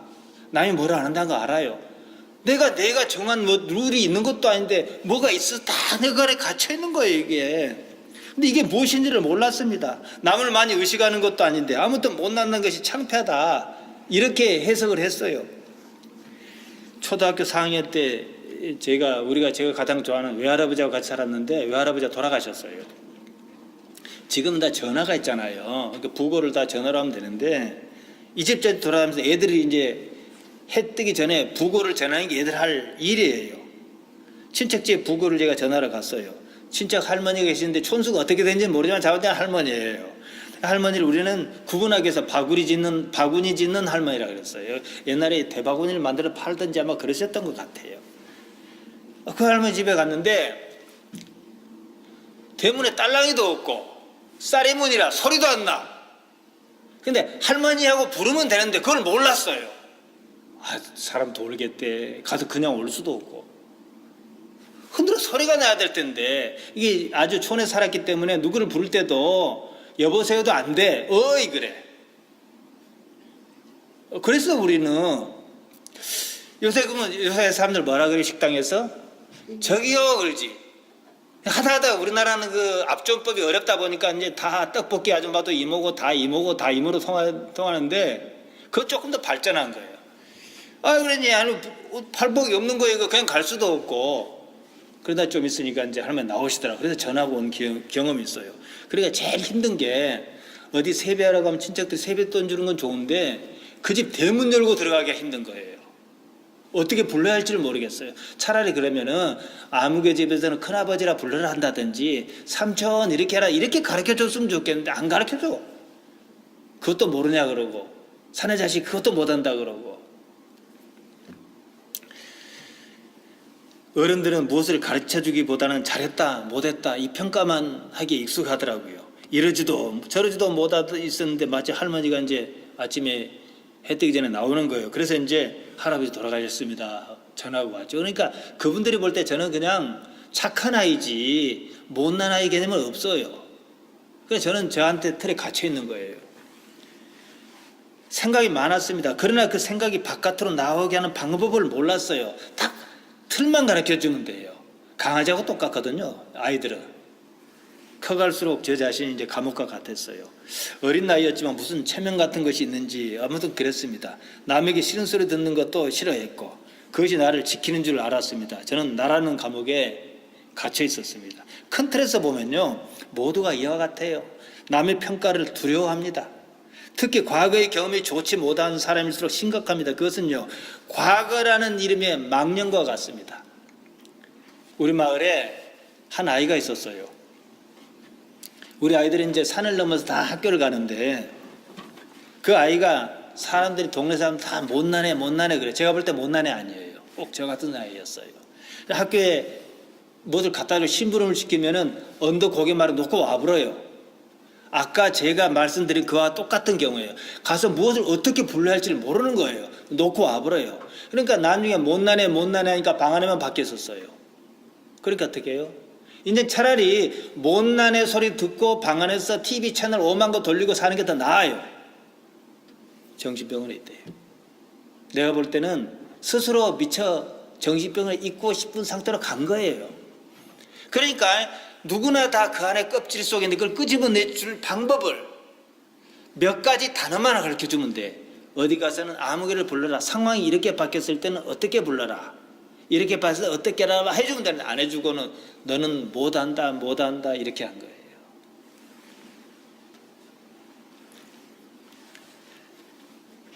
사람은요, 사람과 환경에서 배워야 합니다. 우리 집에 우리가 키우는 고양이가 우리는 짐승을 감당하기 어려워서 안 키워요. 한번 강아지를 키워가지고 속상한 일이 있었고 그래야 안 키우는데, 아니 짐승이 고양이가 새끼를 4마리나 낳고 교회를 왔어요. 동네 먹을 것이 우리 동네가 사람도 많이 안 살고 그러거든요. 하도 안 되니까 집사람이 이제 사료를 사다가 나고 요것들이 요새 좀 잘 먹고는 이렇게 자랐지. 근데 왜 짐승도요, 강아지도 키우려면요 반드시 6주 이상을 애미한테서 커야 해요. 강아지도 이쁘겠지만 포기해야 돼요. 사회성을 배워야 해요. 사회성을 못 배우면 짖고 물고 무서워서 그런 거예요. 개를 개라고 생각하면 안 돼요. 똑같이 생각해야 돼요. 개는 지가 개인 줄 몰라요. 진짜 그래요. 이해하죠. 그러니까 개가 사람이라 생각해버리면 그러니까 나는 동물 보호주의자는 아니지만은 적어도 애완동물은 호적에 등록해야 된다 생각해. 사망신고도 하고 동거인. 옛날 우리 개가 왕발인데 왕발, 문왕발. 책임을 지어줘야 돼. 제가 조금 전에 과거라는 망령 얘기 들었죠. 과거가 뭔 망령이 있겠습니까만은 사람이 과거와 자신을 동일시하는 것을 두고 하는 말이에요. 과거 자체가 문제가 아니라 그처럼 세월을 두고 형성된 무엇이 문제를 일으키는 거예요. 이게 자기를 만든 거예요. 자기라는 존재는 지금 있는 그대로예요. 모든 존재는 지금이 있지 않으면 존재성을 상실합니다. 지금 여기 말고 다른 데 있으면 의미가 없는 거예요. 어제도 의미가 없고 내일도 의미가 없고 미국도 의미가 없어요. 반드시 여기에야 해요. 시공간이 일치하는 겁니다. 그러지 않으면 존재성을 상실하니까 있어도 있는 것 아니에요. 여기 있으면서 생각이 저기 가 있거나 과거에 가 있으면 존재성을 일단 잃은 거예요. 의식이 거기 있으니까. 몸만 껍데기만 여기 있는 거잖아요. 살아있다 생각하지만요 사실은 죽은 겁니다. 이미 지나가 버린 과거가 지금의 자기를 통제하고 속박한다는 거예요. 대부분의 사람들이 이렇게 말해도 이 사실을 눈치채지 못합니다. 사람은 생각하고 판단합니다. 그것은 언제나 지금 하는 일이에요. 그 때문에 사람은 지금 자기가 생각하고 판단한 줄 안다는 거죠. 아니에요. 과거에 자기가 생각하고 판단하는 겁니다. 과거가 저 사람 과거가 했어. 좋은 말로 안 들리잖아요. 그게 판단한 거예요. 좋은 과거가 있는 사람은 지금을 좋게 봐요. 나쁜 과거가 있는 사람은 지금을 나쁘게 봐요. 그렇기 때문에 과거가 복잡한 사람하고 사귀는 것은 특히 여자들은 조심해야 돼요. 건강하지 못하면은 또 남자가 좀 못하면 열등의식 때문에 가정폭력이 나오거나 이러기가 쉬워요. 지금에는요 아무런 생각이나 판단이 없습니다. 과거에 의존하는 자기는 실제 존재인 자기가 아닙니다. 자기 의지가 없어요. 살아있어도 죽은 것입니다. 예수님께서 어째서 판단하지 말라 말씀하셨는지. 요한복음 9장 41절이에요. 요한복음 9장은요 소경으로 태어난 사람 얘기로 끝까지 가요. 그래서 막 여러 가지 사건이 있고 마지막에 예수께서 가라사대 너희가 소경이었더라면 죄가 없었겠지만 본다고 하니 너희 죄가 하마리티아가 그대로 있느니라. 요한복음 9장이 하는 얘기는 이제 기적 말고 오히려 세상을 못 보고 산 사람은 눈을 뜨니까 그대로 보는 거예요. 그러나 세상을 처음부터 본 사람들은 그대로 못 봐요. 자기의 과거를 가지고 이걸 봐버리는 거예요. 과거가 아주 투명하고 깨끗했으면 이게 제대로 보이겠지만은 과거는 아까 나쁘게 들리듯이 다 과거는 그런 거예요. 사연이 있어요. 원래부터 보지 못한 사람 사실대로 봅니다. 본다고 반면 본다고 하는 사람은 제대로 보지 못한다는 거예요. 이것이 바로 죄, 하마르티아라는 거예요. 속성을 드러냅니다. 죄란 그런 겁니다. 하마르티아는 본래 의미는 관역을 잘못 맞췄다, 화살이, 이런 뜻이에요. 이건 제가 아리스토텔레스의 시약 13장에 나온 것을 첫 번째 시간인가 설명한 적이 있어요. 이걸 어떻게 설명할까 했는데 제가 마침 2014년 6월 15일에 설교 제목이 과거 의존증이라는 걸로 설교를 한 게 있더라고요. 한번 들어보세요. 이 일부를 발췌했어요. 영조 얘기입니다. 우리 영조에 대해서 알아요. 어떤 사람입니까? 되게 오래 산 사람. 그때 당시에 80세가 넘게 살았으니까. 반면에 아들 사도세자를 뒤뒤에 가두어 죽였어요. 그냥 죽인 거 아닙니다. 온열에 뒤지에 놓고 짚을 덮고 물을 끼얹었어요. 나중에 내관이 관을 뒤를 열어보니까 이게 하나도 없더래. 답답해서. 무엇이 그렇게 독한 짓을 하겠나? 과거 때문입니다. 사도세자는 노래를 즐겼어요. 그러다 뒤지에 들어가 그대로 자기도 했습니다. 영조는 사도세자의 행동을 매우 못마땅하게 여겼습니다. 어쩐지 하는 꼴이 싫고 미웠습니다. 그건 사도세자가 미운 게 아니라 자기 과거가 투사된 거예요. 특히 남자들은요, 그 아이 있습니까? 결혼했어요? 아니 지금 저요? 네. 저는 애가 22, 둘이 있습니다. 그래요? 네. 남자들은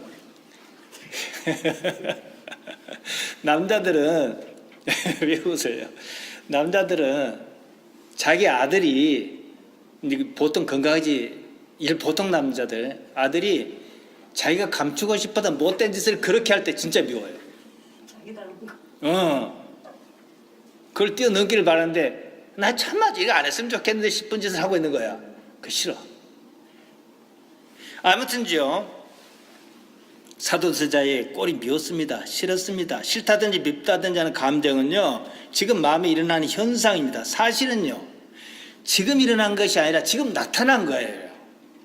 과거에 있다가 자신의 과거가 싫다, 밉다 하는 거예요. 사도세자의 행동을 못마땅하게 여겼던 마음의 작용은 영조 자신의 과거에서 비롯됐다는 것입니다. 영조가 자기 자신에 대해서 자신의 과거가 자랑스러웠다면, 내놓을만 했다면, 남이 알아줄만 했다면 사도세자의 그 행동이 뭐예요? 남자랑 그럴 수도 있지, 풍류를 알아야지, 이랬을 거예요. 그러지 않았습니다. 사도세자가 하는 노래는 그냥 천박했어요. 한마디로 자신의 과거를 들추는 불쏘시개였습니다. 엄밀히 말해서 사도세자 문제가 아니었습니다. 자기 자신의 문제죠. 영조 자신은 그걸 몰랐어요. 못 알아챘습니다. 사도세자가 체면도 뭣도 없는 짓을 하고 있다. 물론 잘한 건 아니라 할지라도 말이에요. 그런 생각이 들었어요. 그러나 건강한 사람이라면 한때 저러다 말지, 이렇게 생각할 수도 있고, 대부분은 그렇게 제자를 잡습니다. 보통 가족 간의 미움은요, 기대감에서 비롯합니다. 대개의 남자는 자기 아들에게 자신을 투사해요. 아들이 자기인 줄 압니다. 해서 아들이 자기보다 잘나기를 기대해요. 아들이 자기 기대에 전혀 미치지 못할 때 미움으로 발전합니다. 못난 아들, 못된 놈, 못난 놈, 이걸 입에 달고 살아요. 그러니까 애는 계속 주눅 들어갖고, 아버지한테 주눅 들어갖고 잘해볼라 해도 못난 놈이 자꾸 하고 못난 짓을 자꾸 해요. 제가 우리 큰 외삼촌 앞에 가면 그냥 못난 놈이 돼버려요. 맨날, 물론 더 잘하라고 그랬겠지만 주눅 든다고. 사실요, 못난 놈, 못된 놈은 아들 아닙니다. 과거의 자기예요. 자기와 닮은 아들을 감추고 싶은 못난 과거를 들춰내는 거예요. 그것이 싫었습니다. 기대가 실망으로 바뀌었습니다. 자꾸만 드러난 못난 자기를 지우고 싶은 거예요. 아들이 명문대에 합격하나 사회에서 자랑할 만한 업적을 이루면요, 당사자는 아들 자신보다도 애비가 훨씬 기뻐합니다. 우리 동네에 키밥 튀어주는 아저씨가 있었어요. 요새는 안 오대. 옛날에 와? 그래요? 연세대 경영대 입학금 낸 등록금 영수증을 갖고 다녔어. 그러니까 남이 알아주든지 말든지 본인은 자기가 간 것보다 행복한 거야. 이것만 보면 키밥도 즐거운 거예요. 그냥 얼마나 갈는지 모르겠지만 뻥튀기 뻥 하는 거.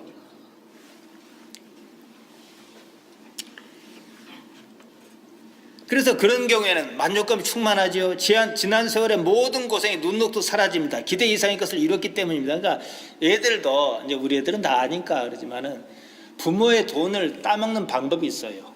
부모를 기쁘시게 할 걸 찾아야 해. 똑같은 돈인데 어떤 데는 기면 뭐 그런 일을 하자. 그러고 어떤 데는 그럴 수도 있지. 기준은 없어요. 저는 돈을 잘 따먹었어요. 돈 따먹으려고 10연 시조까지 지어서 붙였어. 근데 그러니까 하는 얘기가 우리 할머니가 쟤는 돈 따먹으려고 기술을 잘 한다는 거야. 다 알아요. 영조는 평생을 과거에 사로잡혀 벗어나지 못했습니다. 고통스럽게 살았어요. 그의 과거를 살피지 않으면 왜 그런 일이 나왔는지 이해가 어렵습니다. 군산 근처에 지금도 인피라는 데가 있습니다. 영조 어머니는 그곳 인피 천노 최씨의 딸이었습니다. 영조 어머니는 숙종비 인경황후의 교전비였습니다. 교전비라는 것은 신부가 시집갈 때 몸종으로 따라가는 사람이에요. 근데 영조는 숙종과 그 최씨 사이에 태어났어요. 숙종은 또 알잖아요. 우리가 모든 여자의 애인. 이후 숙종은 영조의 생모, 천노였던 영조의 생모 최씨를 이제 아들 낳았으니까 숙빈에 봉해준 거예요. 영조 이벽형 경종이 급서함으로 영조가 즉위한 겁니다. 한나라의 군주였지만 자기 모친이 천노였다는 사실에 대해서 심한 열등감이 있었습니다. 다른 임금보다 못하다는 것 때문인지 피에 대한 것 때문인지 머리가 강박관이 심했고 당시는 노론과 소론의 당정이 심했어요. 임금이 옆편에 들 수도 없고 옆편에 들 수도 없고 그거는 뭐냐면 저들끼리 싸우다가 확실히 그 천노의 피가 섞여서 그런다라는 소리가 들릴 수 있어요. 그러든 저러든 나는 임금이다, 군주다 이렇게 나가도 될 일이에요. 당시에는요 종모법이라는 게 있었어요. 양민과 천민하고 결혼하면은 어머니가 천민이면 거기서 난 자식은 어머니를 따라가요. 근데 엄밀히 말하면 그렇게 따지면은 영조도 천민이어야 하는데 자기 아버지가 워낙 풍류객이 돼가지고 그냥 신분 세탁을 해준 거예요. 빈으로 봉해버린 거예요. 그래서 이제 일을 한 거죠.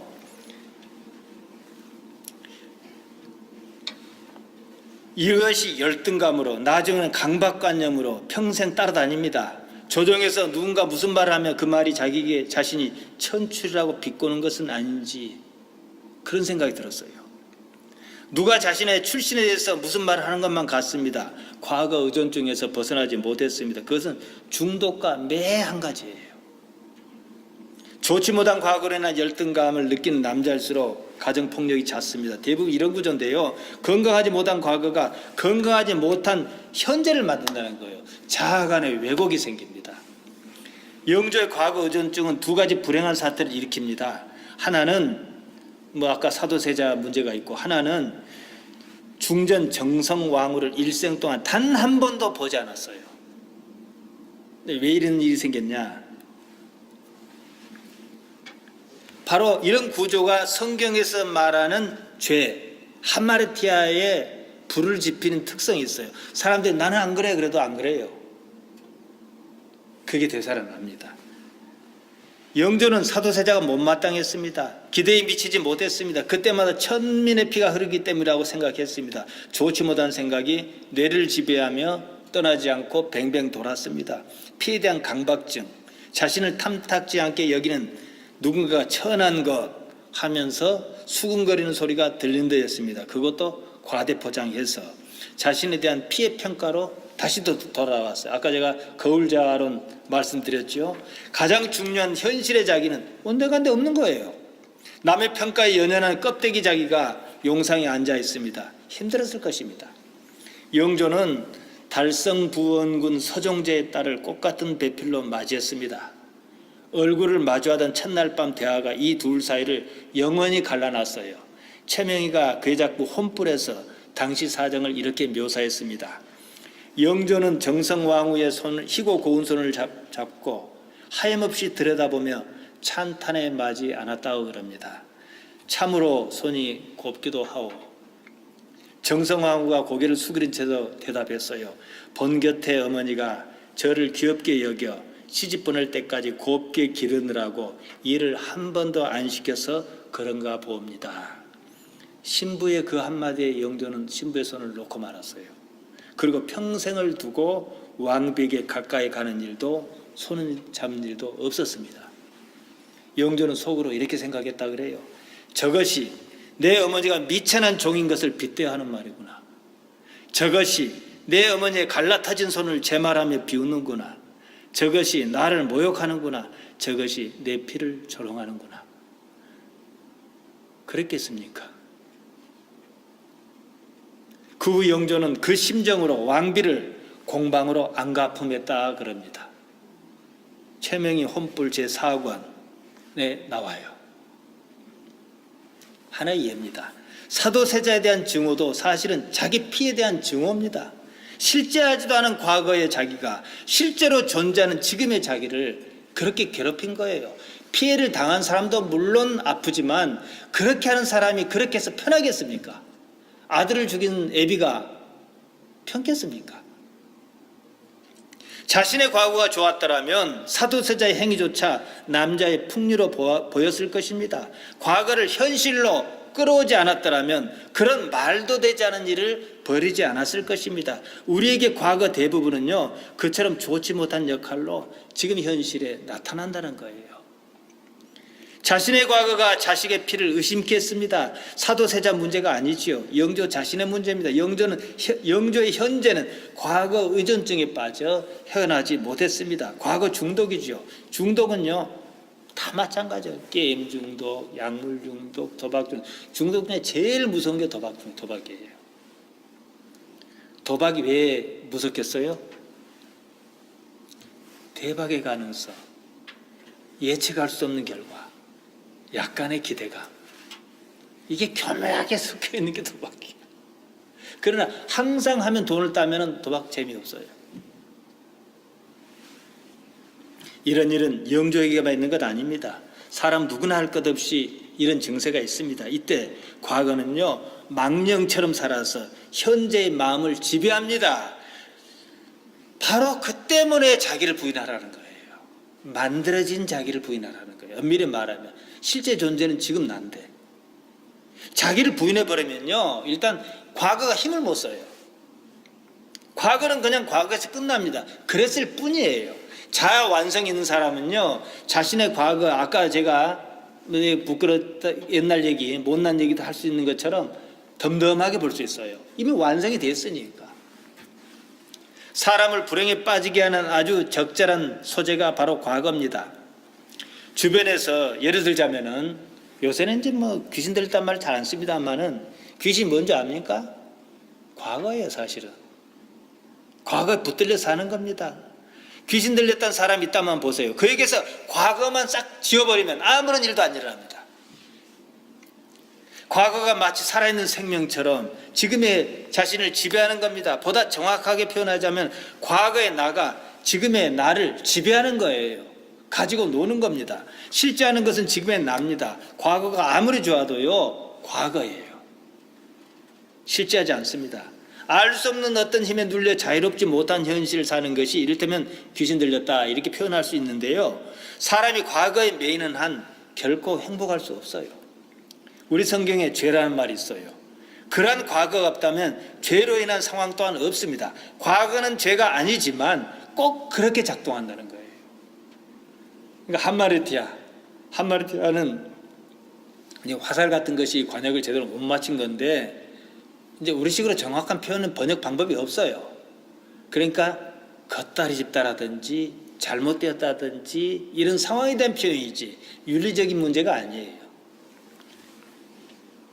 죄라 했든 과거라 했든 문제는 그것이 현실에 나타날 때 현실을 지배한다는 거예요. 그러므로 사람이 과거에 매여 사는 한 그런 잘못, 죄스러운 상태, 하마리타의 상태에서 벗어나기가 쉽지 않다는 점입니다. 그것이 사람의 삶을 잘못 살게 하는 죄다 이거예요. 과거는 과거로 끝내야 합니다. 그러지 않으면 과거가 삶의 현실인 지금의 죄, 잘못을 유발합니다. 그래서 다들요. 그래서 불행한 거예요. 대개는요. 불행의 원인이 과거에 있어요. 이제 여러분들은 이제 좀 더 저보다는 좀 젊으신 분들이 계시니까 별 과거 없는 것 같아요. 근데 사실은요, 나도 모르게 작동해요. 그것이 서양에서는 프로이트가 무의식이란 개념으로 끌어내지 않았습니까? 이제 최면술도 사용하고, 최면술이 조금 관계에서 문제가 있다서 사용하지 않았습니다. 그래서 그걸 했던 거예요. 그리고 지금은 없어졌지만 EBS 달라졌어요. 보세요. 그러면 이제 거기서 가장 좋은 것 중에 드라마 치유거든요. 아주 좋은 방법입니다. 그런데 내가 어떻게 엄마 역할도 하고 뭔 역할도 하고 얼마 될 것 같냐 그런데 안 그래요. 한 두어 번만 분위기 맞춰주면 과거 다 나옵니다. 그래서 과거를 마주하게 해서 그 문제를 해소시켜주는 방법이에요. 이건 드라마가 아주 좋은 방법 중에 하나입니다. 이런 불행의 사슬에서 벗어난 일은요, 의외로 간단하고 쉽습니다. 과거 있지 않으면 그만이에요. 과거를 보내버리면, 놓아버리면 그만입니다. 과거가 아닌 삶의 현실, 지금에 있으면 그만이에요. 모든 것을 내려놓습니다. 현재 상태, 오직 지금에 있다는 그 사실을 알아차립니다. 그리고는 자신을 비롯한 우주 만물의 모든 것을 섭리하고 돌보고 계시는 절대자 하나님께 자신을 맡기는 거예요. 힘 빼야 합니다. 예수님께서 바로 그것을 우리에게 가르쳐 주셨습니다. 예수님을 믿는다는 것은 이런 잘못된 생각으로부터 벗어나 자유를 누리는 것입니다. 잘못된 생각은 과거로 말미암습니다. 그리고 현실의 삶에 잘못된 기대를 품게 해요. 때로는 잘못된 공포로 나타납니다. 이것을 심리학이나 이런 데서는 방어기제다 이래요. 자기를 지키려고 하는 본능. 방어기제는 두렵거나 불쾌한 정황이나 욕구불만에 직면했을 때 나타나는 반응입니다. 스스로를 방어하기 위해서 본능적으로 취하는 적응 행동이지요. 방어기제는 상황에 따라 다양하게 나타납니다. 도피, 억압, 동일시, 보상, 투사 등등. 일종의 그것이 이제 변이를 일으키면서 현실을 심하게 왜곡시키는 특성이 있습니다. 사람은 살면서 온갖 일을 경험합니다. 좋은 일도 경험하고 나쁜 일도 경험합니다. 모든 것이 일단은 경험이라는 이름으로 남아요. 경험의 흔적은 언제나 나쁜 쪽에 무게를 더 둡니다. 꿈을 꾸면 주로 나쁜 꿈이 참 많아요. 뭐 똥을 계속 넣는데 안 나온다든지, 똥을 밟고 지난다든지, 뭐 벌레가 나온다든지. 좋은 건 별로 없고 있긴 있는데 주로 나쁜 쪽으로 많이 나오죠. 근데 그것이 나쁜 게 아니에요. 꿈은요, 오히려 그것을 두쳐 내몰아 가지고 그 사람이 그 나쁜 것에 대해서 저항성을 길러주기 위한 것도 있어요. 뇌작용이에요. 이것도 다른 방어기제 중에 하나입니다. 아무튼 현실 세계를 불행에 빠뜨리는데 현실 감각을 잃어버리게 하죠. 삶은요, 언제나 현실이에요. 과거의 어떤 모습이었든지 간에 현실은 아닙니다. 과거는요. 과거 때문에 현실을 잃은 사람은 정상이 아닙니다. 이런 상태를 성경은 뭐라 그러냐? 죄의 종이다. 요한복음 8장 34절 36절에 나옵니다. 예수께서 대답하시되 진실로 너희에게 이르노니 죄를 범하는 자마다 죄의 종이라. 죄의 종은 영원히 집에 거하지 못하되 아들은 영원히 거하나니 그러므로 아들이 너희를 자유케 하면 너희가 참으로 자유하리라. 어떻습니까? 이 말씀이 좀 이해가 갑니까? 이들은요, 예수님을 십자가에 못 박아 죽인 것은 유대인 자신의 과거였어요. 저분이 계속 나타나니까 뭐가 계속 드러나는 거예요. 불편한 거예요, 이게 한마디로. 여기는 이해관계도 있고 뭣도 있고 했지만 그것조차도 그 판단의 기준은 어디냐? 과거에서 나온 거거든요. 그런 체제가 사단이다. 성경이 이렇게 표현하죠. 지금 이 순간은 자신도 타인도 아무도 괴롭히지 않습니다. 그래서 제가 자주 드리는 말씀이 지금에 있으라는 거예요. 지금 이 순간에. 더 좋은 집, 더 좋은 차, 더 좋은 직장을 갖고 싶어 합니다. 무엇 때문일까요? 행복하기 위해서 그래요. 지금보다 더 좋은 집에서 행복할 거니까. 지금보다 더 좋은 차를 타면은 행복할 거니까. 다른 건 하나도 아니에요. 행복을 거기서 기대하는 거예요. 그러나 우리의 현실은 항상 더 좋은 것을 얻기 힘든 구조로 짜여 있습니다. 하나님께서 그렇게 만드셨어요. 사람을 괴롭히려고 그렇게 만든 게 아닙니다. 그것으로는 궁극적인 행복을 얻을 수 없기 때문에 이것을 알면 이제 방향을 바꿔야 해요. 그것은 내가 바란다 해서 생기는 것도 아닙니다. 설령 바란다 해서 바라는 대로 생긴다면 그것이 더 문제예요. 그게 바로 아까 마이다스 임금의 얘기라든가 권태라든가, 우리가 잘 아는 대로 이건희 씨가 죽었는지 살았는지 모르겠습니다만 그게 무슨 돈이 행복을 주겠습니까? 그러지 않겠습니까? 없는 사람이 행복이란 것은요, 조금 더 좋은 일이 생겨야 행복한 거예요. 더 좋은 것은 현실에서 행복을 느끼게 하는 거예요. 행복은 항상 현실입니다. 그럼 어떻게 할 것인가? 우리는 이 문제를 직면할 수밖에 없어요. 여러분이 그러면 저한테 이렇게 따져야 돼요. 뭐 좋다. 차도 안 되고 집도 안 되고 뭐 안 된다 그러면 도대체 어떻게 행복할 것이냐? 그러니까 지금 내가 살고 있는 이대로의 삶에서 행복할 수 없는가? 그걸 깊이 생각해야 해요. 그래야 일도 가와만사성이라 했듯이 내 안에 행복이 있어야 잘 되는 거예요. 영혼이 잘 돼야 범사가 잘 되는 거예요. 범사가 잘 되기 위해서 영혼 잘 되는 거 아니에요. 내 영혼이 행복하다고 느낄 때 일이 자꾸 그렇게 되는 거예요. 저는요, 자동차를 임대해서 사용하고 있습니다. 계약 사항에 주행거리 제한이 있어요. 뭐 출퇴근하는 것도 아니고 뭐 어디 많이 다니는 데도 아니다 보니까 예상 들으면 충분합니다. 그런데 이제 생각지도 않게 한 달에 2번씩 서울을 왔다 갔다 하면서 짐을 싣고 이제 애들도 갖다 주고 해서 키로수가 팍 올라간단 말이에요. 근데 그 때문에 이제 짐이 없을 때는 이제 대중교통수단을 이용하지요. 지난 주간에 저희 어머니가 광주에 있는 전남대학교 병원에 입원을 했어요. 그래서 이제 2차례 이제 아내랑 병문안을 다녀왔습니다. 그러니까 이제 짐이 없으니까 이제 주행거리를 아끼기 위해서 차를 두고 시외버스를 타고 이제 갔다 왔어요. 시내버스와 시외버스를 번갈아 탔습니다. 평소에 자동차를 가지고 다니는 사람이 대중교통수단을 이용한다는 것은 아주 불편한 일입니다. 여러분은 항상 하겠지만은 항상 하니까 기대를 안 하니까 그런 거예요. 알고는 있었지만 생각한 거 이상으로 불편한 거 이거. 차를 안전대 주차되고 주차해 놓고 대학볕을 맞으면 먼 거리를 걸었어요. 버스 시간에 맞추고 표를 사서 대합실에서 기다리고 낯선 사람과 함께 차를 타고 또 그 조용히들 가면 좋잖아. 여기저기서 갈 때까지 떠들지를 않나. 여기저기 빼르륵 배를 울리고 한 가지도 좋은 거 없어 이게. 한번 무궁화호를 타고 서울서 내려오는데 여기서 올라온 적이 있었는데 사람 돌아버릴 것 같아. 할머니들 무슨 소리는 그렇게 크고 아이고야 가는 데마다 언어가 달라지더만. 그러다가 이제 여수에 내려와갖고 다시 제 차를 탔어요. 아유 정말 좋아. 조용하지, 쾌적하지, 승차감 좋지. 지금 당장 쉽게 행복을 느낀 데는 이것이 가장 좋은 방법인가? 그럼 왜 그 앞에는 탈 때는 안 좋다고 자꾸 감각이 사라지냐 이 문제예요.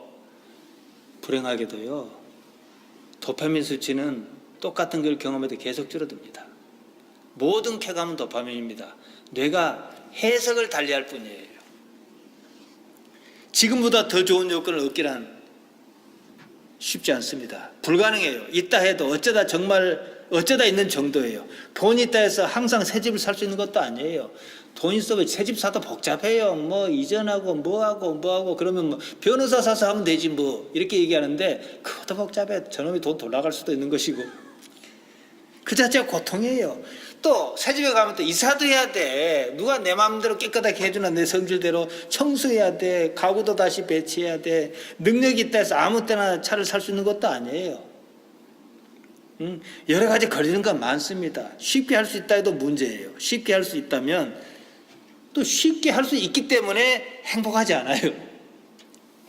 결국 어렵습니다. 일상적인 삶에서요, 우리는 행복을 느끼고 싶습니다. 그렇다면 지금 당장 우리가 가장 쉽게 행복할 수 있는 방법은 뭔가? 아까 말한 대로 조금 더 나쁜 환경을 경험하는 거예요.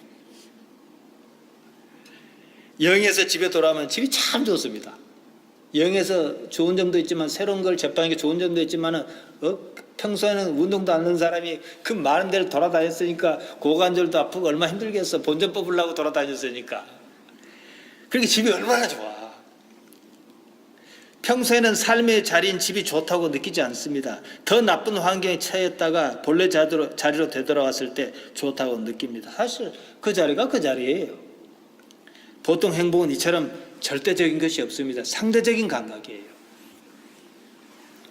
행복은 좋은 것입니다. 그렇다고 이틀에 한 번씩 차를 두고 불편한 버스를 탄다는 것은 좀 이상한 거예요. 밥맛이었습니다. 그럴 때마다 굶는다는 것도 좀 이상해요. 행복을 느끼기 위해서 잠시 고통에 빠져야 한다면 그거 참 곤란합니다. 삶이라는 것이 무엇인가에 대한 성찰이 필요합니다. 제가 사는 데는 바다에서 일을 하잖아요. 요새 주로 이제 일손이 달리니까 동남아, 이제 뭐 스리랑카, 방글라데시, 뭐 캄보디아 이런 데서 일꾼들이 많이 와요. 그 사람들이 여기 오고 싶다고 아무나 올 수 있는 거 아니에요. 뭐 검정시험도 봐야 하고 복잡해요. 우리 보기에는 그렇고 그런 환경이지만은 그들에게 뭡니까? 코리안 드림이에요. 왜 누구에게는 코리안 드림이고 코리아에 항상 사는 사람은 드림이 없을까요? 삶의 실상은요, 여러분 이해하셔야 돼요. 좋고 나쁜 건 없습니다. 무엇인가 하고 비교한 거예요. 그냥 그럴 뿐입니다. 좋다 나쁘다 느끼는 것은 삶을 살게 하는 방편이에요. 좋다 나쁘다는 느낌이 없으면은 삶을 산다는 게 안 나와요. 몸을 가지고 있는 한. 항상 좋다고 생각해 보세요. 그건 좋은 것 아닙니다. 항상 좋다고도 조금 좋지 않은 거예요. 다 그런 건 아니지만 제 기억에 일반 서울에 사는 서민 할머니들 저는 별로 안 좋아해요. 잘한다고 100번을 잘해도 한 번만 잘못하면 틀어져 버려요. 왜 그런가 했더니 각박해. 아랫집 윗집 붙어 살지. 그러니까 이들이 마음을 열기가 상당히 어려운 것 같아요. 특히 서민이 우리 아이들 사는 은평구라든가 이런 데 보면은. 아무튼 항상 좋다고 조금 좋지 않으면 좋지 않은 거예요. 좋다 싶은 것도 지속적이면 좋지 않은 거예요. 신선미가 떨어져요. 행복한 사람은 밋밋한 일상적 삶을 행복으로 느끼는 능력이 있습니다. 이건 능력의 문제예요. 이건 정말 능력의 문제인데요. 행복이라 여기는 그 무엇의 문제가 아닙니다. 저는 이것에 답을 찾고자 애를 썼어요. 하나님께로부터 답을 저는 찾았다고 생각합니다. 하나님께는요, 시간이 없다는 사실입니다. 언제나 지금뿐입니다. 시간은 몸과 함께 있는 겁니다. 몸이 없으면 시간도 없어요. 제가 지난 시간에 부활 설명하면서 시공간에 대해서 말씀드렸습니다. 몸과 달리 의식은 사실 모든 것으로부터 자유롭습니다. 말씀드린 대로 의식이 지금 있지 않고 과거의 죄의 종으로 했을 때 사람은 자기 삶을 불행하다고 느낍니다. 내가 어렸을 때는 쌀밥이 귀했어요. 우리 아버지가 이제 늦게 일을 갔다 오시면은 우리 어머니가 이제 양은 냄비밥을 해요. 그럼 그것 좀 얻어 먹으려고. 안 잘라고 눈을 요리까. 쌀밥인데, 근데 분명히 쌀도 품종이 그때보다 지금 게 더 좋을 거예요. 왜 그 맛이 안 납니까? 매너리즘이에요. 아무튼요, 지금에 있어야 하는데요, 그것이 자연스럽게 자기 부인을 이룬다는 거예요. 자기도 모르게. 사실 자기라는 것은 자기가 아니지요. 자기 관념입니다. 그 관념이 밑바탕에 과거라는 것이 문제입니다. 지금에 있으면, 지금 그 일을 하면, 비교하거나 평가하지 않으며 지금의 존재 자체에 있을 때 거기에는 비교나 평가에 따른 행복이 아닌 절대 행복이 있습니다. 하나님의 존재 속성이 원래 그래요. 지금 우리에게는 그것을 담는 것밖에는 방법이 없습니다. 방법이 있고 없고를 떠나 우리로서는 당연히 여기서 방법을 찾아야 합니다. 유일한 방법입니다. 한참 몰입이 유행했어요. 서울대학교 황농문 교수가 몰입 전도사를 자처해갖고 막 책도 쓰고 막 그랬는데요. 행복한 삶 때문에 그래요. 몰입이 행복하게 한다는 것은 사실 황농문 교수가 알아낸 방법이 아니에요. 일찍이 크로아티아 출신의 미국 이민자 미하이 칙센트미하이가 연구해서 발표한 겁니다. 몰입 자체가 행복을 주는 것이 아니라 그 사람이 쓴 플로우, 몰입이라고 번역한 책이 있어. 그거 한번 보세요. 도움이 좀 될 거예요. 몰입은요, 지금 이 순간에 있게 하는 쉬운 방법이에요. 거꾸로 이해하면 쉽습니다. 행복의 순간은요, 언제나 몰입 상태였어요. 행복하다고 느꼈던 순간을 기억하면 떠올려 보세요. 놀이동산이 됐든 어디가 됐든. 그때는요, 과거가 없었어요. 그 순간뿐이었어요. 놀이동산에 청룡절 타고 와 하는데 거기 과거가 어디가 있어. 저기 하늘공원에 가서 코스모스가 쫙 펴는 걸 보는데 그 순간 과거가 사라져요. 자, 그러면 과거가 사라질 때 또 무엇이 사라집니까? 나가 사라져요. 나가 없어요. 그죠? 그러니까 나는 허상에 나 있던 거예요. 놀이하는 순간, 우리 어렸을 적에는 그냥 밖에서 억수로 놀았어요. 그래가지고 집집마다 아무게 반박하고 그냥 어머니가 그냥 톤이 올라갈 때까지 놀아. 해가 떨어져 어두울 때까지. 그렇게 재밌게 놀았는데 그 노래한 순간에는요, 노래에 심취하면요, 자아를 잃습니다. 그래서 놀이동산의 컨셉트는 지금이에요. 우리는 그걸 달리 해석해버려. 신선하다, 재밌다. 사실 아니에요. 지금이에요. 자아를 잊게 만들어버려요. 그 순간만큼 아름다움을 도취했을 때도 마찬가지입니다. 내가 없어져 버립니다. 충격적인 경험을 할 때도 그래요. 좋은 영화를 봤을 때도 그래요. 그러니까 이제 영국도 그러겠고, 영화는 이제 직접 대관하는 거 아니겠지만은 이제 이건 원론적인 부분이에요. 관객이 자기를 이렇게 만들어 버리면 성공하는 거예요. 몰입했다는 얘기죠. 그러니까 이 상태는 뭡니까? 자기 부인하고 동일한 상태가 되는 거예요. 자기를 알아서 부인하는 것이든 그렇게 하든 이건 보다 효과적이에요. 그러나 더 높은 차원은 상시로 자기를 부인하는 능력을 갖추는 것입니다. 불행이란 존재 자체가 자기 존재 시간에 있지 않은 겁니다. 다른 말로 지금 이 순간에 있지 않는 겁니다. 삶의 자리는 언제나 지금 이 순간이에요. 삶이 지금 이 순간을 떠난 적이 있던가요? 없었어요. 그러니까 거기서 벗어나 있으면 불안합니다. 불행이 싹트요. 행복은 지금 그리고 여기 이 순간에 있는 겁니다. 다른 데 있지 않습니다. 있다 해도 그때 그랬을 뿐이고 지금과는 아무런 상관이 없어요. 지금 이 순간을 어떻게 의식하느냐. 더구나 모든 존재의 순간인 지금 이 순간의 주인은 누구냐? 하나님이시다.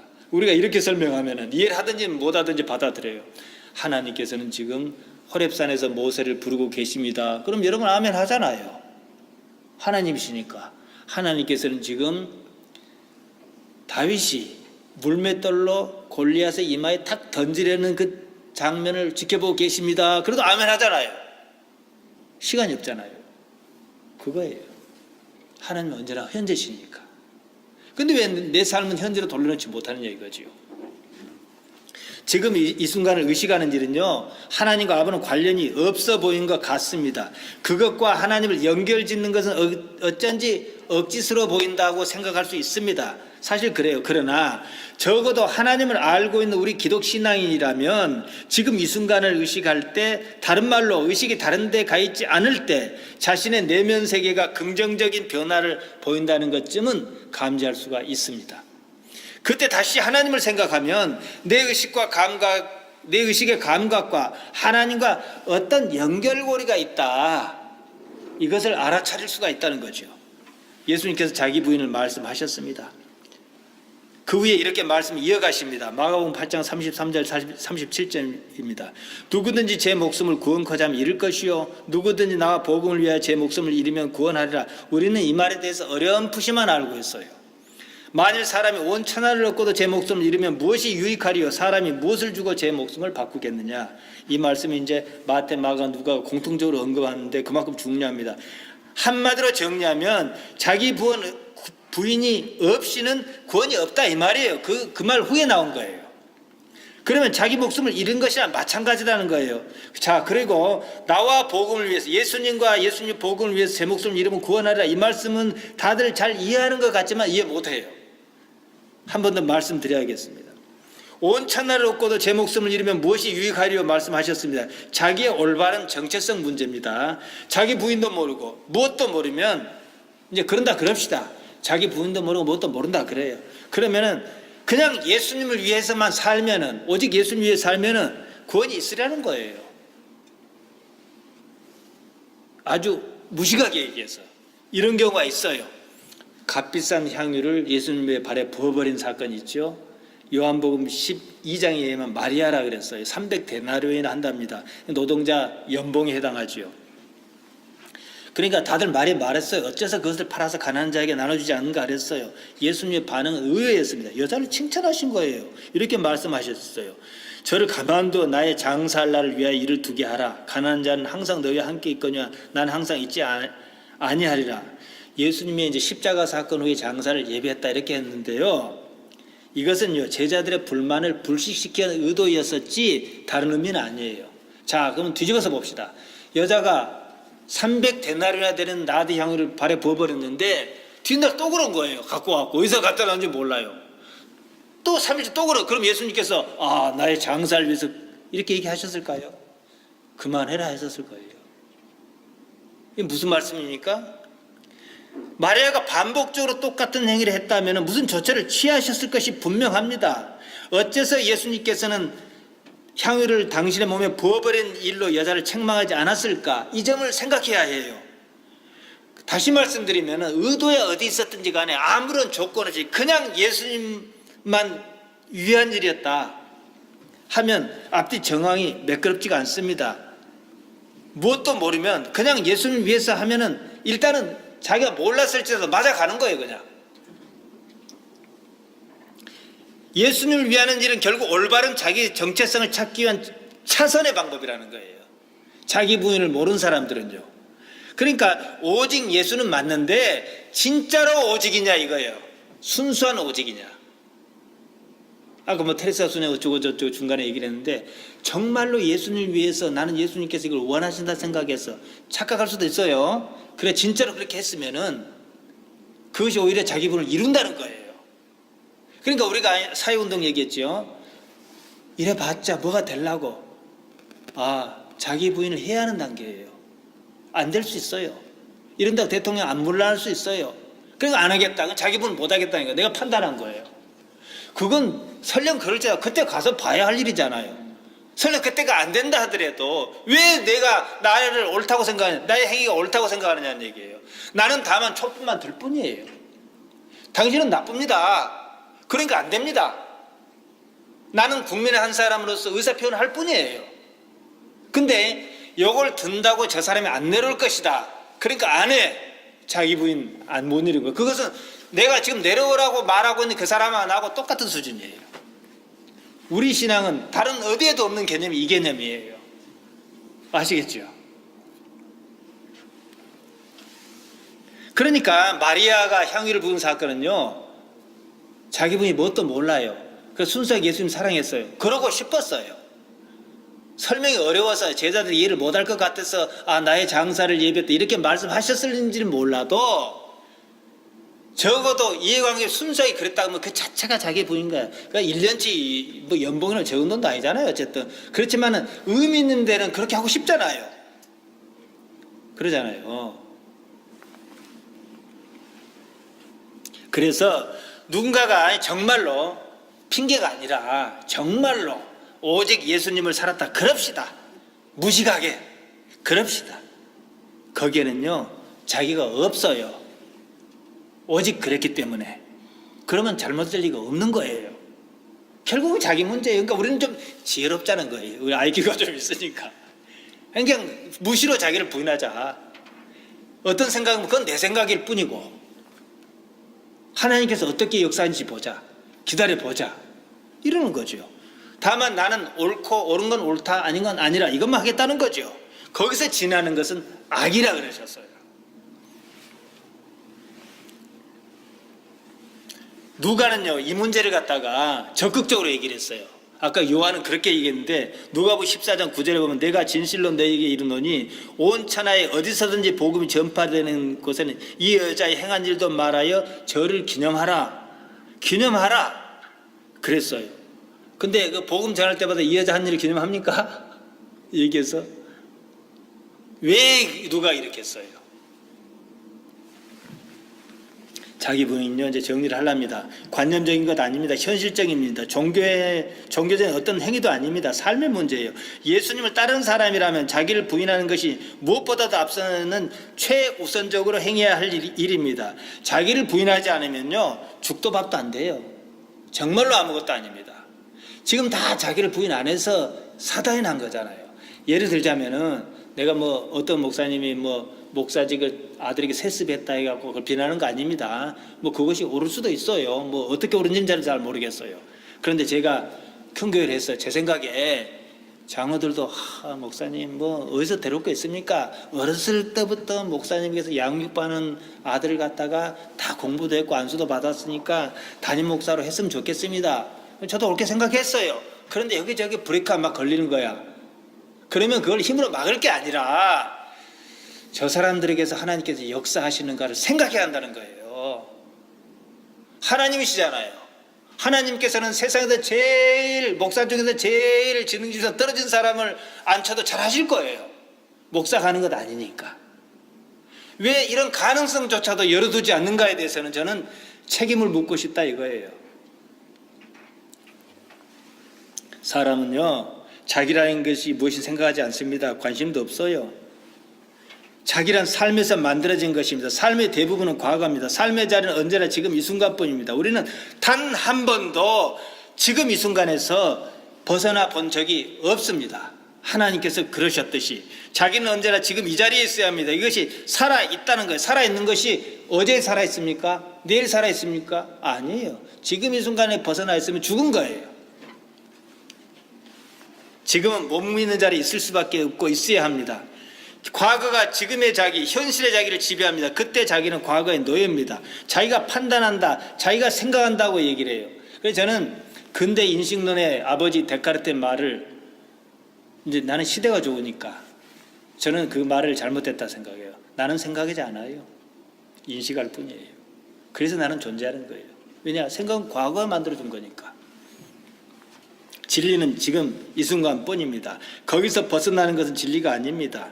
보통 우리가 자기라 생각하는 것은 실제 자기가 아니란 겁니다. 과거가 만든 것입니다. 과거가 과거의 자기가 아닌 지금의 자기여야 한다는 거예요. 그것이 진짜 자기입니다. 일단 자기란 말을 이해할 수 있어요. 그래서 헬란 말로 자기 에고는 심리학에서 나쁘게 쓰이잖아요. 그러고 나서 그러한 자기를 놓아버리겠다고 마음 먹어야 합니다. 그러면 일단 하나님을 볼 준비를 마친 거예요. 자기를 부인하면은. 마태복음 5장 8절 청결한 마음이 그겁니다. 자기 부인이 어렵다 싶거든요. 그냥 지금의 삶을 회복하면 그만이에요. 언제나 지금 이 순간 삶의 순간에 있기를 바라요.